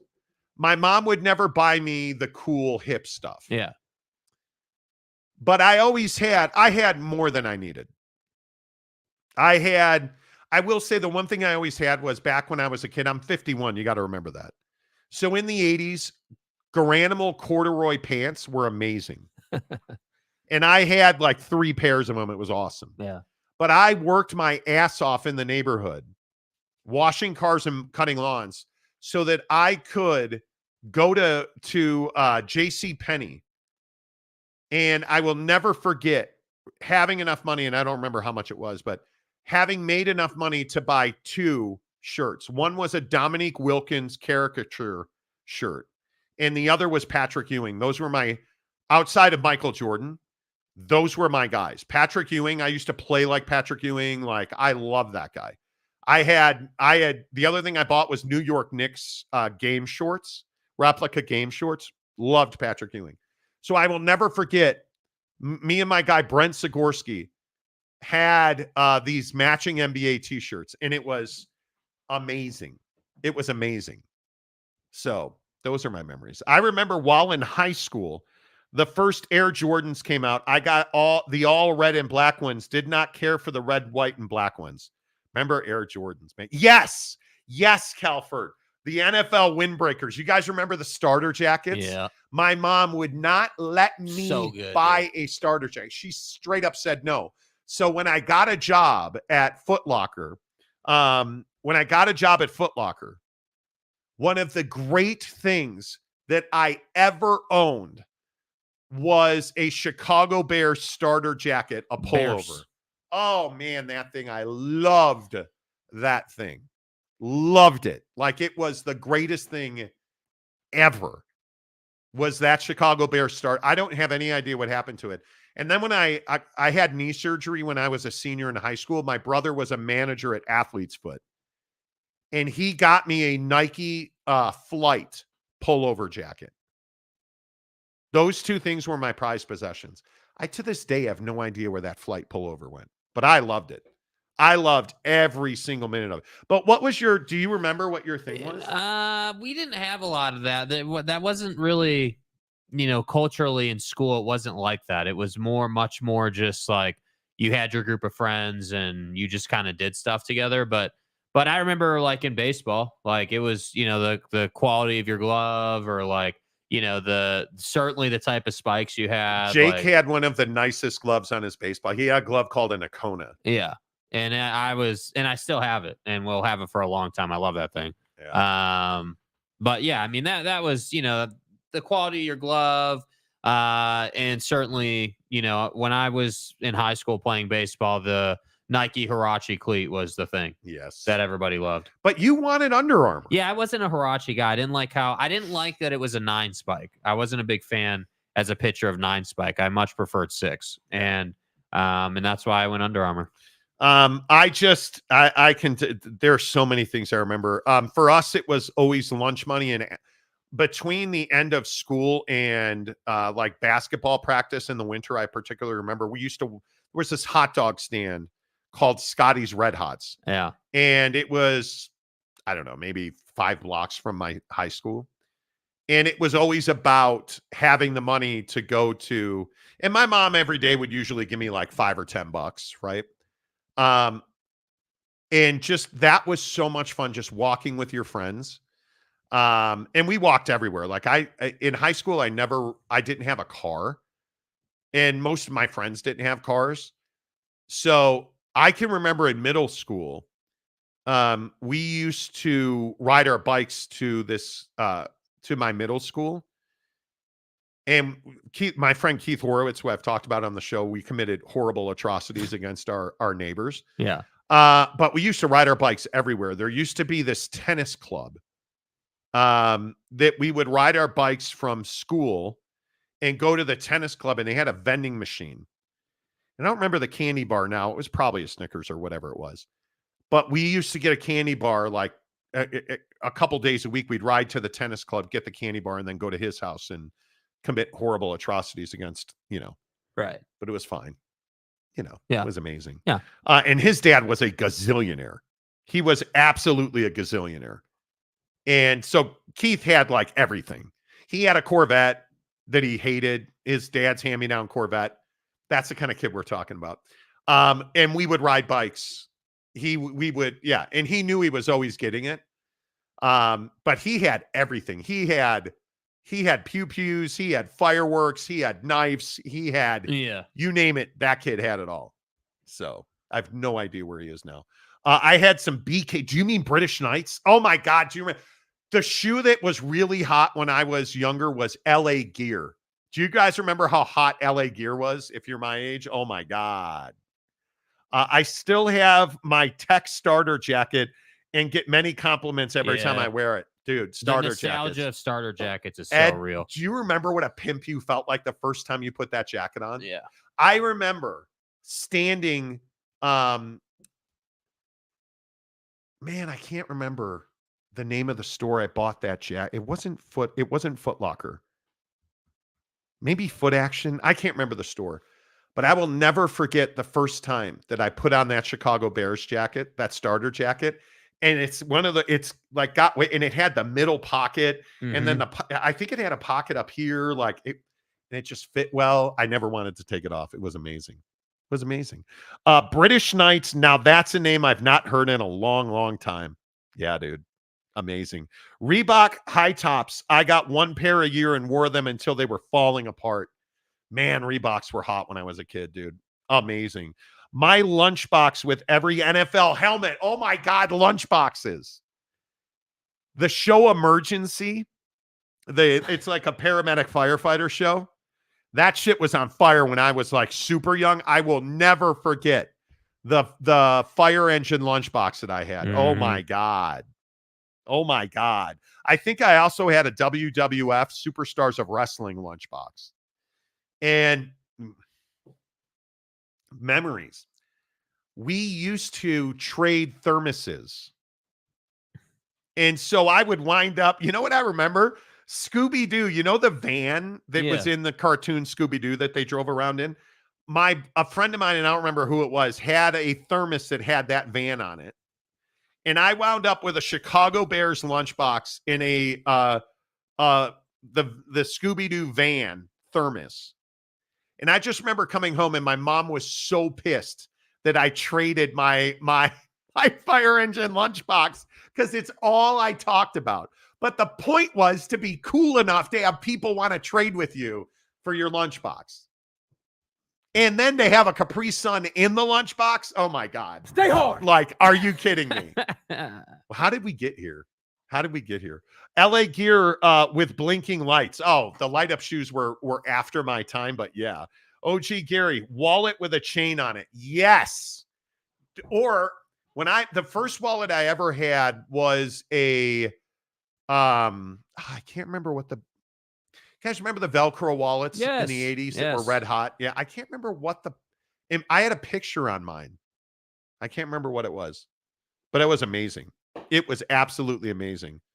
Buying the Iversons was gas. Yes, Lakefront Bears. Chris Karn. Reebok pumps. Okay, quick little update here. Tigers through 6. He's 1 under. Let's one go, shot Tiger. back still. Let's go, Tiger. Kepka 1 under. Can't lay Finau. And we are now In the rough. He's got a good lie, though. Yeah. Tiger drives it into the rough on 7. So he's in a good spot here. So this is the 16th hole. He's started on the back 9. This is his 7th hole at Pinehurst number 2. He drives it into the rough, but it looked like he had a pretty good lie there. Tony Finau. Tony. Would love to see Tony Finau be in contention on Sunday. And I have to believe Tony, as well as he controls his golf ball, I'd have to think this is a course that he should be able to compete on. Cantlay, Koepka, and Woods all 1 under. Oberg leads the tournament through 4 holes. He's 2 under at the U.S. Open. All of our U.S. Open scoreboard updates presented by our good friends up at Canyons Golf in Park City. Again, you guys, come play golf with us at Canyons. We're members. Would love to bring you guys around. Bro. Let's go. Let's go. If you haven't been, you should be. The Mystery Machine, yes. God, those were the days. I had a TMNT lunchbox with matching thermos. That's the stuff. Like, do kids have lunchboxes anymore? I don't think they do. I don't know. That's the stuff, you guys. That's like, man, amazing. Jeremiah Champion. Then light up shows through. The lights show through. Yes, they do. Yes, they do. Light up shoes. Amazing. Yes. See me on the big screen. Swatch watches were hot. For me, it was the G-Shock watch. The first time I got a Casio calculator watch, did you guys see that the new iPad update includes the full screen iPad calculator? Finally. Yeah. Finally. And did you guys see that the new calculator update on the iPad will actually, if you just write on the screen 2 + 2, it will say equals 4. And then if you put to like the second power, it'll do all the math for you. It legitimately will do math equations of any kind, all calculations for you. Finally. And you can finally schedule text messages, which I've been waiting for ages. A long, long time. A long, long time. Finally. Yeah. Finally, I say. It excites me. Swatches were hot, and the Casio calculator watch. I had Reebok pumps. They lasted 10 years. I wore them until they fell apart. You know, the other shoe that I thought was super hot when I worked at Foot Locker was the outdoor, I can't remember what they called it. Reebok made a shoe that was made for outdoor courts. Was it the Renegade or, man, that and one of the hottest shoes ever when I worked at Foot Locker was Scottie Pippen's Nike flight shoe. That shoe was amazing. Jam shorts and Guess watches. Yes. Hughes Jazz gamer. Yes. And do you guys remember Zubaz pants? Oh my God. I think we've talked about Zubaz pants on the show before. Mm-hmm. Amazing. Amazing. The coolest thing was when you had Otter Pops and your friends came over after playing outside in the summer and absolutely loved you for weeks. My mom used to be that mom who, if people came over, she would always feed you. And Otter Pops, popsicles, my mom always had fudgesicles at home. Routinely, people would come over to our house and she would always have things like macaroni and cheese on hand. She'd always have cold cuts and bread. My mom always fed the neighborhood kids, always. And Otter Pops, those were, I don't know why I like romanticizing childhood instead of talking sports, but I do. I do. Indiglo, Mike Smith. Oh my God. Do you guys remember? My wife and I have talked about this. Oh my God. The shirts that used to change color when you heat it up. Was it called Hypercolor? Where your body temperature changed the color of the shirt? Oh my God. So I will That was one thing I remember my mom took me to the store Venture. Again, do you guys remember Venture? And you'd be able to get Hypercolor there. You could go to Venture, get a haircut, get your new glasses because you broke them again, and get a Hypercolor t-shirt to make you feel better after your mom beat you for breaking your glasses. And then you'd look in the mirror and see you had a bowl haircut. Terrible. Jeremiah Champion, y'all, I was offered a teaching contract at the school I coach at. The kids and my immediate boss liked me so much they put in a good word for me in the administration. Wow. Let's go, baby. Attaboy, Jeremiah. Way to go, dude. Congratulations. Mayor of Montytown, Jeremy Bolton. I wonder if the new iPhone calculator can calculate how much Alex Caruso sucks. You're casual. Can it calculate your ability to come golf with us this weekend? Whatever. Apple Watch for the win. Yeah. I got the Apple Watch. I do. And our teacher said in our day, you won't always have a calculator on you. Exactly right. Joke's on you, Slick. We do. Exactly right. Timex Indiglo. Yes. Yes. Congrats, Jeremiah. Yes. Timex, not Casio. Yes. Oh, my God. Do you guys remember? What kind of bicycle did you have? Did you have like I had so many different bikes. Again, something my mom used to get so pissed about. You would trade bikes with your friends for a few days. Yeah. And so I remember Max, I can't remember his last name, but this kid Max that lived in my neighborhood had one of those cool motorcycle looking, and he had like ape hanger handlebars and that real cool like banana seat with the big, I can't remember. I think they call it a sissy bar on a motorcycle, where you lean back. And my mom was so pissed because she got me like a really nice dirt bike.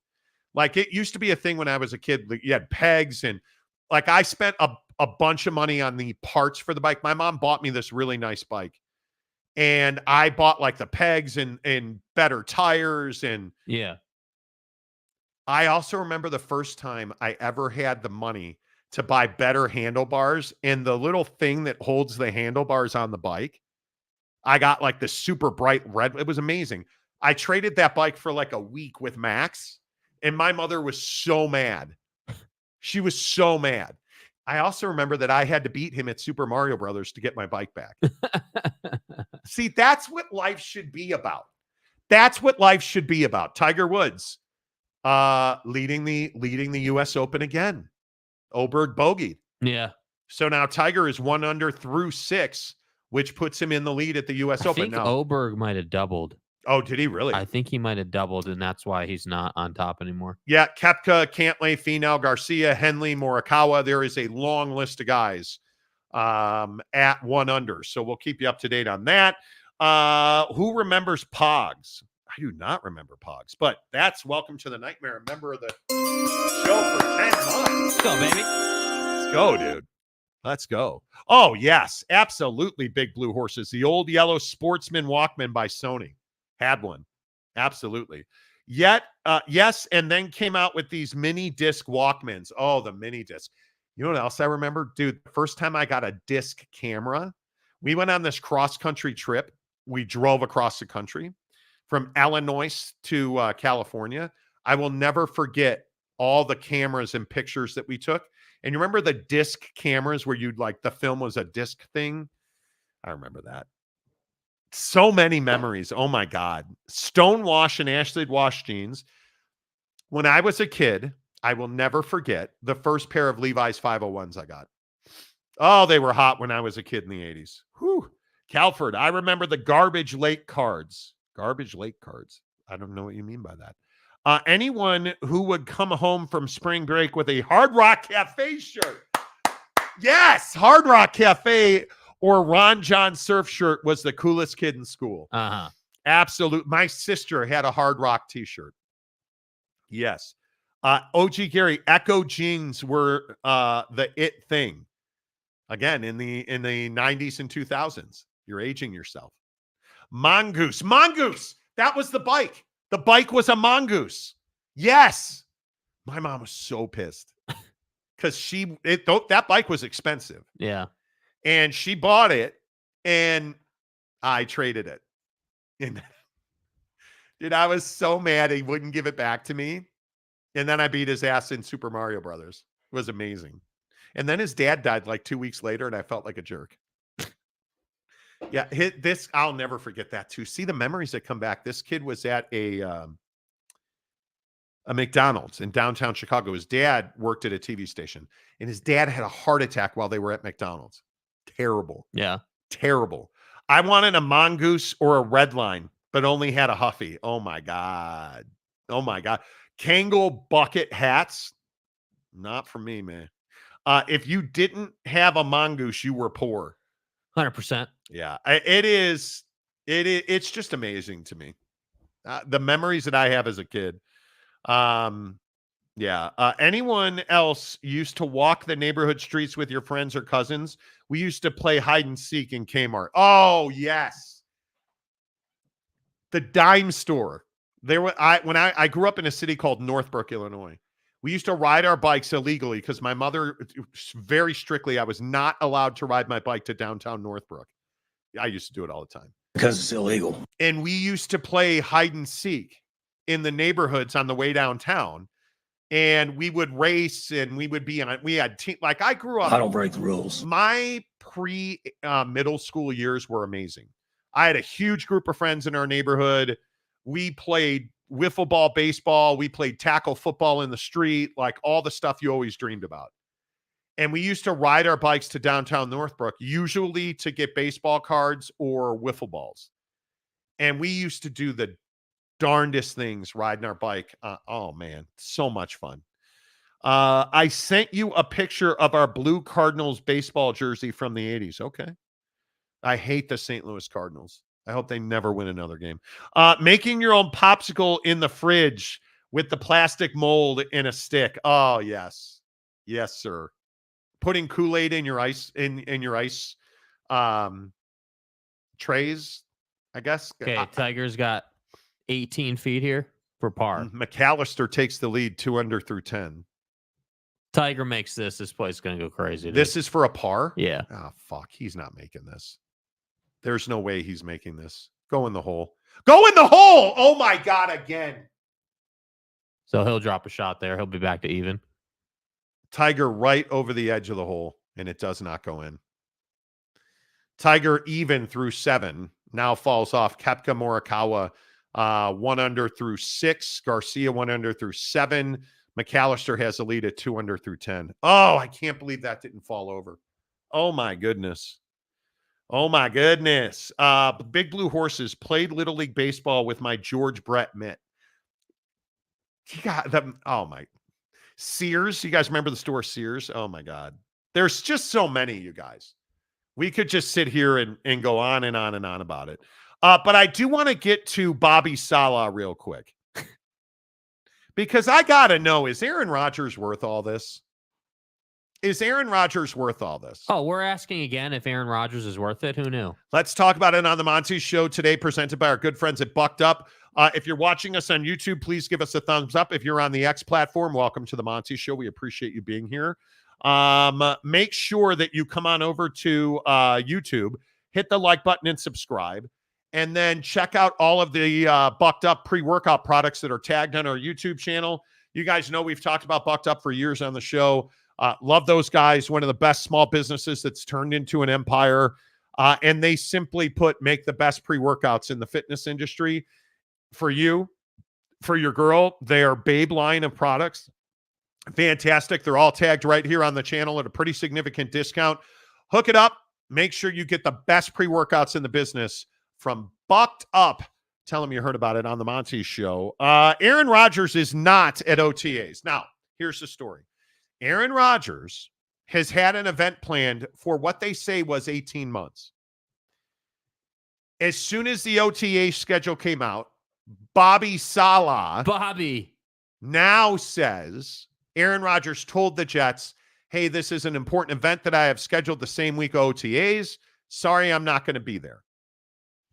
Okay, well, if that is the truth, and good old Bob Saleh would never lie to any of us. Bob. Douche. But Bobby, why did you say this? So we've got 2 inexcused absences. One obviously being Hassan. Spoke to him over the weekend. Appreciate the dialogue. He's in a really good place mentally, working his tail off like we already know, and but he's choosing to sit out this one inexcused. The second one is Aaron. Aaron and I spoke before OTA started. He's been very good in communication. He's been here the entire time. It's inexcused, but he had an event that was very important to him, which he communicated. It's inexcused. Can somebody look that word up for me? Oh, wait, it's not a word, Bob. It's unexcused absence. And now we've gone out of our way. Is this some huge deal that he's missing OTAs? Yeah, well, here's the problem. So good old Bob goes on to talk about how both of these individuals will be subject to the fine schedule of the CBA, and that, you know, if it's important to Aaron, it's important to us, but, you know, selfishly, you know, he would like everybody at OTAs. So basically what we have here is the nice version of, yeah, we're pissed off that he's not here, but we're not going to say that in the media, and we're also going to distract you by saying inexcused instead of unexcused. And, you know, again, what choice do they have? I agree. They don't have another choice, right? He's the guy. Okay, cool. I get it. But I'm still waiting for Aaron Rodgers to be the thing that makes a team win. I'm waiting for Aaron Rodgers to be the guy that actually can carry you through the playoffs like his peers have shown they can do, because he hasn't shown he can do that. Everyone wants to say, oh my God, first ballot Hall of Famer, probably is, but first ballot Hall of Famer, like best we've seen. And I've always said he's not the best we've seen. He's very good. He is very good. He can draw you off sides. He can make all the throws, like great. But he's always been a high maintenance, ton of baggage guy. And I'm just telling you, man, the guy doesn't give a damn about anybody but himself. He never has and never will. And if you're telling yourself otherwise, you're up in the night about this guy, dude. Yeah, I am not an Aaron Rodgers guy. But I think it is. Is this the end of the world? He's missing OTAs. It's essentially 2 practices and 4 meetings. In reality, it's not the end of the world. But here's the problem. Aaron Rodgers is a problem. Aaron Rodgers blew their season up last year. Aaron Rodgers has caused controversy at pretty much every time that he speaks. He's had a terrible offseason of controversies. And now on a team that was a massive disappointment last year. The guy that is supposed to be your leader has something else, and here's the crux of the issue, that he and now Bob Saleh, the soon-to-be fired coach of the Jets, comes out publicly and says is more important than OTAs. That's the issue. It's not that he's missing the practices. It's not that he's missing the meetings. It's not the end of the world. What's the end of the world is Aaron Rodgers and the Jets are telling you that wherever he is, and they haven't said where he is, I'm sure that he is hiding in some hole in the ground in some foreign country, taking hallucinogens or whatever the fuck he's doing. Yeah. But he's told you that this event is more important than being with his team. He's told you that this event is more important than the Jets offseason program. He's told you that he values wherever he is this week more than he values the Jets. And the Jets have told you that they value it more than him being there. And that's my problem. What they haven't said is we value winning above everything. And if it was the truth that they were happy, Bobby would never have said that he'd be subject to the CBA fine schedule for missing OTAs, because it would have not been inexcused. It would have been an excused absence because he cleared it ahead of time, which is in the protocol. But yet that's still not enough. Apparently it's not. So I just ask again, Why is it inexcused, quote unquote, if it's as important to you as it is to him? Oh, that's right, because it's not important to you. Because you're full of shit, Bobby. Yeah, you're lying. And you're trying to quell the waters, and now you're saying that you've communicated and this has been known, and it doesn't matter. What Aaron Rodgers did and what you did is said wherever he is and whatever he's doing, shitting himself in a hole in the ground on some hallucinogen is more important than whatever the Jets are doing this week. To which I say that's not true. Hassan Reddick, totally get it. Pay the guy. Understand he's holding out. It's money. It's his money. I don't even have a problem with that. Yeah. He's not a quarterback. He's not the leader of the team. Yeah, he's not the face of the team. His job is to murder the quarterback, and he does it quite well. Aaron Rodgers' job is to unify an offense. Aaron Rodgers' job is to make us forget about whatever that debauchery was last year in New York. Yet what Aaron Rodgers has said and what Bob Saleh now has said is that wherever he is and whatever he's doing is more important than the New York Jets. And the truth is, it's not. It's not, because you're paid to be at OTAs. Well, and the bigger issue I have always had with this is that, you know, it's easy to say, oh, well, they just play a game for a living, right? It's easy to say that. It is true, but it is easy to say that because if you treat them as people, you begin to understand that whether it's them playing a game for a living or doing office work for a living, they view it the same way. Like Aaron Rodgers views being the quarterback of the New York Jets right now as him sitting at a desk all day doing a job that, you know, maybe he doesn't love anymore. And which it's not. And it's not, but that's how he views it. And I think that that's the issue at play, and that's been the issue for Aaron Rodgers for years now. You know, he's always been this guy that's selfish and just all about Aaron, and that's okay, I guess, but at some point, there will be an organization that stands up to Aaron Rodgers and says, yeah, this is an inexcused absence. Aaron chose to be somewhere else. And as a result of that, he's subject to the fine schedule of the CBA. If you'd have just said that, we'd all been on the same page about what was going on here. But that's not what you said. You tried to say that and then say it's inexcused, but, you know, it was cleared. And you try to play it both ways. And that's what I've never understood about these organizations. If you want to win and you want to be regarded as the New York Jets and, you want to be respected and you want people to think, hey, like this is an organization that takes it seriously and actually does want to win, then you would have been honest about this. You would have been blunt about it. You would have just simply said, hey, yeah, we've got two unexcused absences, Bob.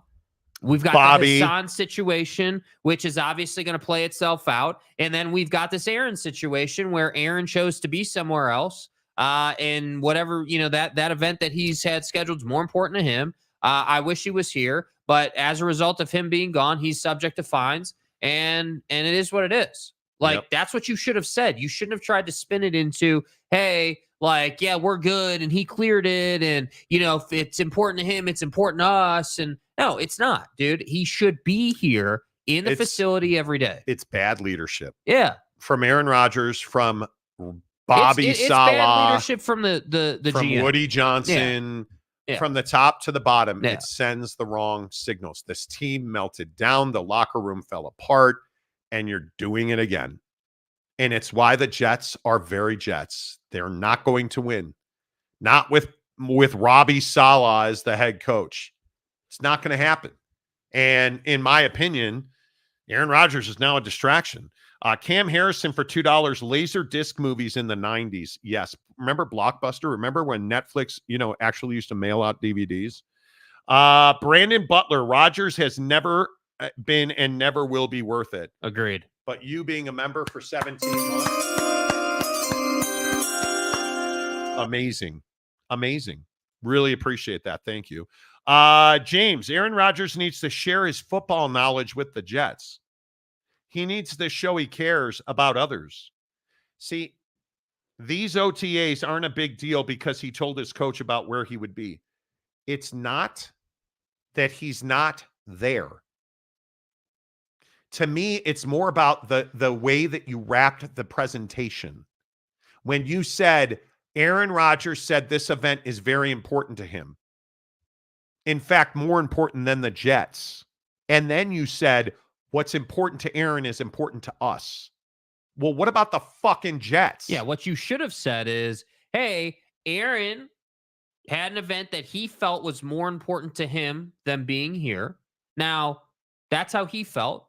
As a result of that, it's an unexcused absence, and he'll be subject to the fine schedule of the CBA. That's what you should have said. Oh, my God. The greens at Pinehurst, forget it. Tiger Woods just hit a perfectly sped putt that rolled. Whoa, little backfire there. That just rolled about 10 feet past the hole. I don't know. You got to get it back on the track here, bud. My guy Brooks Koepka leading the U.S. Open through 7 at -2. You got to love that. McAllister is at -2 as well, but he is out of position pretty significantly here. So we'll see how he adjusts. Let's see. I miss Aaron Rodgers and Jeff Tedford at Cal. Calford says.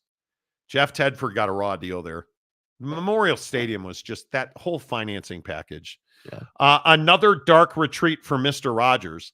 Why not say where he is? Oh, because he's at some clown convention. That's why. Yeah, because it would make the organization look worse than you already do. And this is what, again, this is what I say, dude. I just don't understand. So when the Jets found this out before this was public knowledge, and they were sitting in the meeting room talking about, hey, how should we handle the media on this? Like, what's our, how are we going to spin this, or how are we going to frame it? I would have just said, let's just be honest and say, hey, yeah, he's at an event that he felt was more important than he's at rehab trying to recover from his addiction to ayahuasca poop. Like, just say, hey, he's wherever he's at. Aaron Rodgers has an unexcused absence because he is somewhere that he feels is more important than being here. He informed us of that. That does not, however, mean that it's an excused absence. So it will be deemed inexcused, and he will be subject to the fine schedule. But instead, you guys tried to spin and it's what defines great organizations and crappy organizations. Yeah, which isn't slurping Aaron Rodgers' glizzy. Yeah. Dude. Like if that's what you did here. Yeah. You knob slobbed Aaron Rodgers, and that's why we're talking about it. Yep. That's probably too much. James, Aaron was at the optional practices. They will be fine. That's not the point, guy. Dude, that's not the point. It's not that he's missing practices. It's not that he's missing meetings. It's not that he's not staring at dudes meat gazing in the locker room. The issue is they said wherever he is more important than the Jets. They agreed that Aaron told them this is a really important event to me, which means it's more important than the Jets. It's not that he's missing the practices. It's not the point. It's the premise. Rodgers is in a dirty dumpster just waiting to emerge. Hint, hint. I am not going to whore out raccoons. Oh, fucking God. Aaron Rodgers showing up at the Jets practice facility after missing OTAs. And yes, the Jets practice facility is Garbo. And the hard part, the video that really makes it difficult for Aaron Rodgers? Pick it up. Walk back. I mean, look at Kyler Murray putting in the work in this offseason in the OTAs. Live from the Cardinals facility. Up, dude. We have video exclusively from inside. Exclusive sourcing. Little buddy he's doing the work. Yeah, look dude. at Kyler's intensity. Do you even lift? Look at his intensity. Get it, Kyler. What do you bench? That's actually squatting, not benching. Obviously not. But while we're at Waves it. in opposition. Anita Dick is an opponent. Waves in opposition. Holden Hiscock is also an opponent. Hiscock. And still the look on the girl's face next to him. Yeah, just watch the girl on the right. Waves in opposition. Anita Dick is an opponent. Waves in opposition. Here. Holden Hiscock is also an opponent. Hiscock.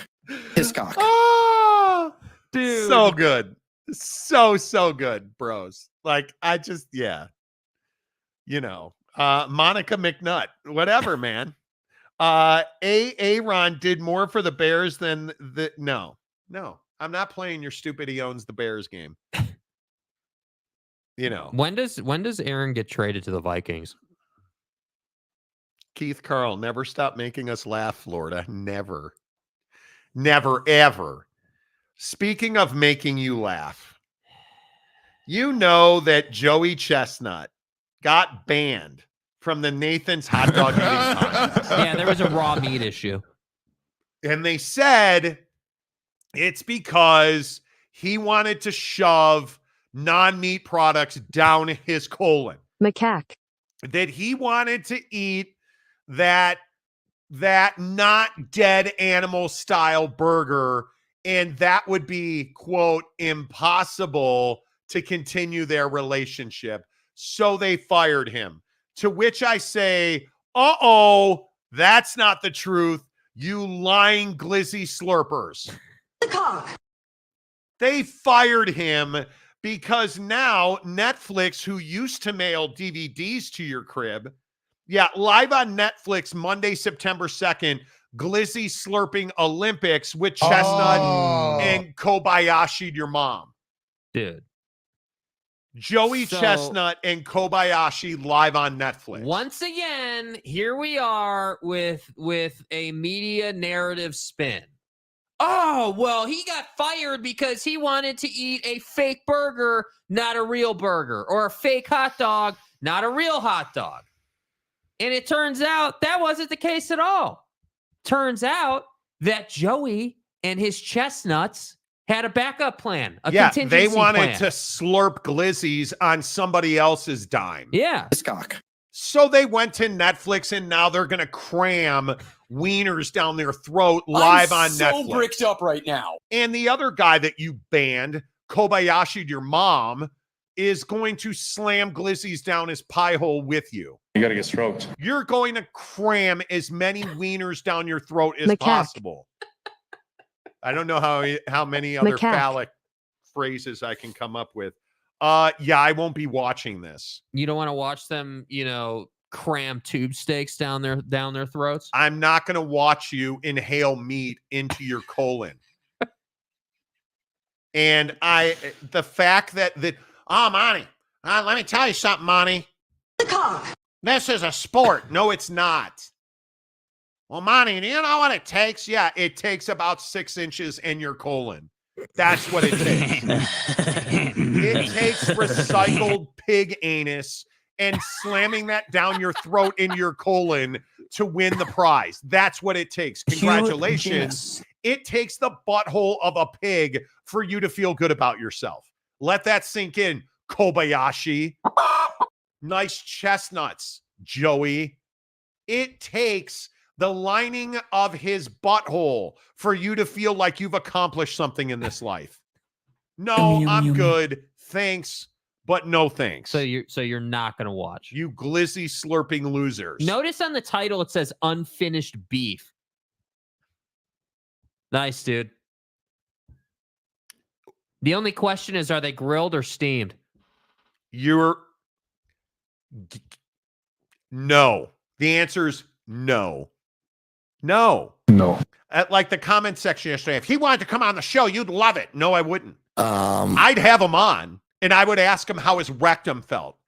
Hey, Joey, after you ate like 800 meat sticks, do you take dumps for like 3 days that hurt? How are those laxatives treating you 2 days later, bro?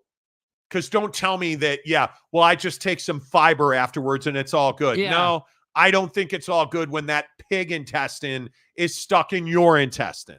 Dude. Somehow, I don't think that pig ass is exactly what you were after when you said, I want to be a successful adult. A lot. I wanted a relationship with Impossible Burgers. Yeah. No, okay, Joey. You just wanted to slurp glizzies with Kobayashi. Yeah. Well, congratulations. You've achieved your lifetime goal of slamming pig ass down your throat. That's right. Way to go. Like, please tell me that you are not watching this. No. Please tell me The that only this is not what you are after. The only question I have is, what is the belt going to look like because there will be a belt. You know that. There's a belt for the Nathan's hot dog eating contest. There will be a belt for this. Congratulations. You now can enjoy fireworks on the 4th of July. Dude. Like, it's pretty gross. I'm not, that's. Why is this a thing? Because we are fat asses in America and we love dudes who can eat a bunch of food. That's why. We love dudes who can slurp glizzies on the 4th of July. The true American dream is not the Bill of Rights. It's glizzy slurping on the 4th of July. Bruh. It's not truth, freedom in the American way, slicing dogs in half with your picket fence. It's slurping glizzies on the 4th of July. Yes, you did. It's not. Yes, no, you did. No, you didn't. It's not starting your own small business and achieving the dreams that your ancestors never achieved. It's slurping glizzy and pig ass on the 4th of July. Pig ass. It's not buying a Ferrari. It's slurping pig anus on the 4th of July. Yeah. That's the American dream. Yeah, apparently. Let's see. Do I want to own my own company or eat pig ass? Well, of course, it's pig ass on Netflix. Like, what are we doing? The controversy and the drama, bro. Oh, my God. He got fired from Nathan's hot dog eating contest for Monty. an inexcused meat session. Monty, did you hear? It's inexcusable that he went to Impossible Burgers. I'm off Joey's nut. I am no longer a fan of Joey's nut. Well, Monty, did you see that all of a sudden, Joey McNutterson and Kobayashi, the glizzy sucker, are doing a Netflix special? We're all over that, man. It's on Netflix? Do you want ketchup or mustard on your glizzy? Bro. And no, it's not off the roller. Have you seen how they stretch their throats to slurp more glizzies, bro? And I love it, too. I have to say this, too. I love that folks like Paige Sporonic are out here doing hot dog eating contests on their social channels. Look, Joey's nut is no Paige Sporonic, but he'll do. Come on, bro. And I'm telling you, the thing that's amazing is Jenna Jameson, that girl knows how to slurp a glizzy, but she's no Joey Chestnut. I don't know who a today's porn star is. Mia Khalifa's got nothing on Joey Chestnut. Paige Sporonic doesn't play golf. She gets nude and then swings a golf club. Yeah. Paige Sporonic. Joe, like, what's your son do? Oh, he slurps glizzies. Well, my son went to Harvard and he's a lawyer, and I gotta tell you, he just won a huge settlement for this disabled kid. What does your son do? I slurps glizzies on Netflix. With all due respect. And people pay to watch him slurp glizzies. Oh, is he on that fans only platform? No, Netflix, but same thing. Paige Sporonic's on Instagram. You know. Get out of here. Anyway. I feel better. Anyway. I actually don't feel better. I don't know why that sticks in my cross so much. I honestly don't know why. Will Zalatoris is off into the wilderness. Yeah. And finally,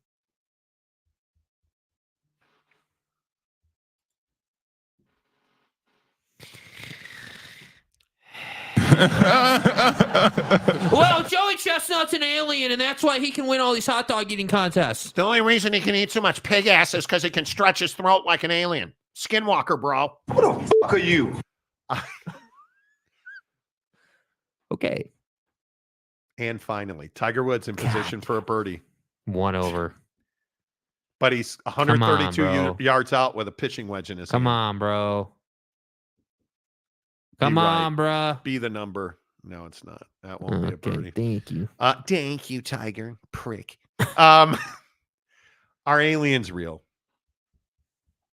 So, you guys know. I think 9 out of 10. Oh, bro, did you see that UFO? What the fuck are you, Ranger Rick? Was a glare on your windshield. I don't believe that most of the UFOs are actually like alien crafts. Right. So these scientists and these alien experts that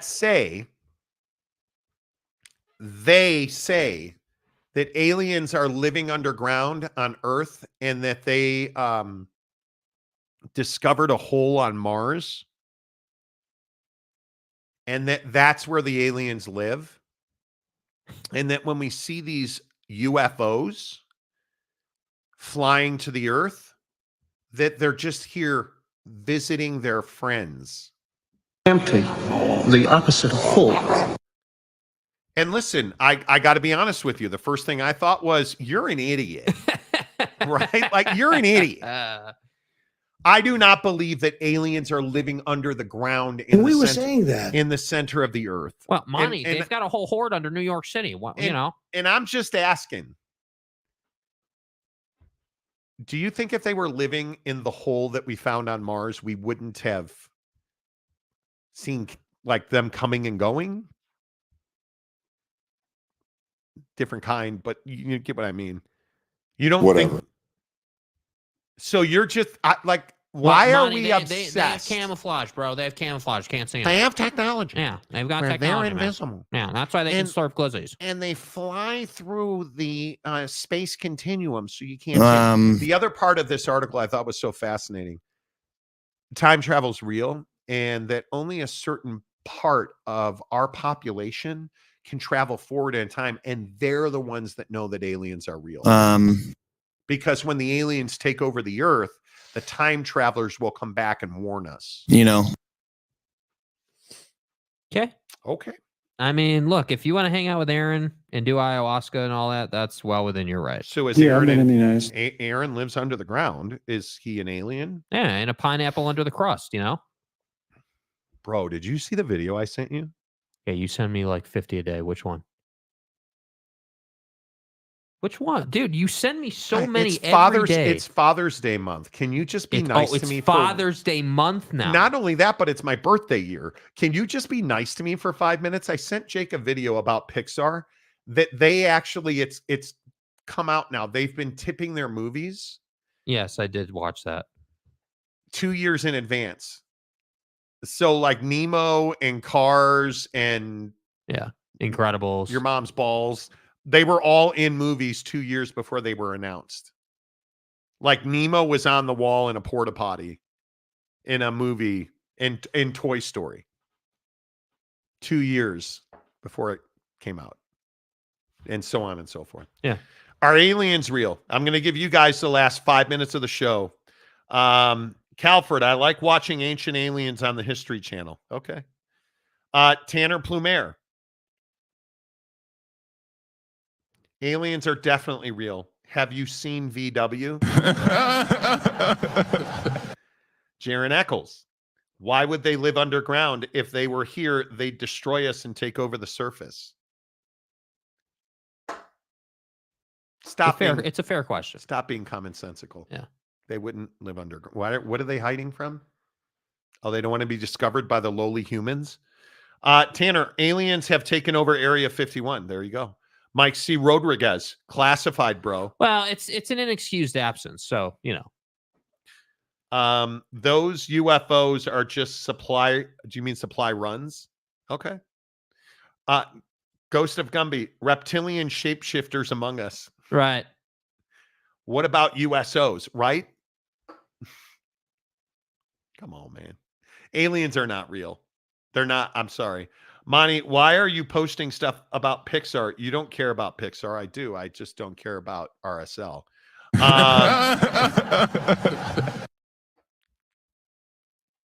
Of course they're real. The universe is too big for there not to be life somewhere else. Well, I'm not disagreeing with that fact. It's the whole they live under the surface of the earth thing, like in the movies. And that they're flying in and out of holes on Mars. That part too. And that the other part was they have a base on the dark side of the moon. Somebody forgot to tell the Chinese. Apparently. Who were just there. Bolton, you coming out this weekend, bro? Yeah, what's the story? Trust me, bro, aliens exist. Right? I know so many people who think they exist. None of this is real. We are in a simulation. Oh, good. Oh, So okay. can I go back to bed? Can you guys simulate the show tomorrow? Yeah. Are we going to have an inexcused absence tomorrow, or? Look, Bobby, take it easy. They are real and here to eat people's cats. Oh, okay. And I'm pretty certain if you're a cat guy, you're an alien, because no guy actually likes cats. Yeah, come on. I've seen the videos of cats. Nobody likes cats. I've seen Men in Black, dude. Nobody likes cats. Nobody likes cats. Come on. What time is your tea time? 8:00. Actually, 7:56 on Saturday and Saturday. Yeah. 7:56. We'll be there at 7:30. I'm holding back a UFO-sized turd right now. I need to phone home. Exactly right. They're at Skinwalker Ranch. Oh, got it. I'm serious, real quick though. Do you guys like what conspiracy animals are real? Like, is Bigfoot real? No. You don't think Bigfoot's real? Okay. No. Like Loch Ness Monster. Not the Loch Ness Monster, but I do think there's a possibility there's things in the ocean we haven't seen yet. I think there's a lot of things in the ocean we haven't seen. Yeah, I just think it's impossible for us to know all things that are in the ocean because of just how vast it is. I tend to believe that there are unexplained things that happen that are unexplained. We don't know what they are. Like when you hear people talking about skinwalkers and stuff and all that, like, I don't know what you would call that. I think that's just the name we've given.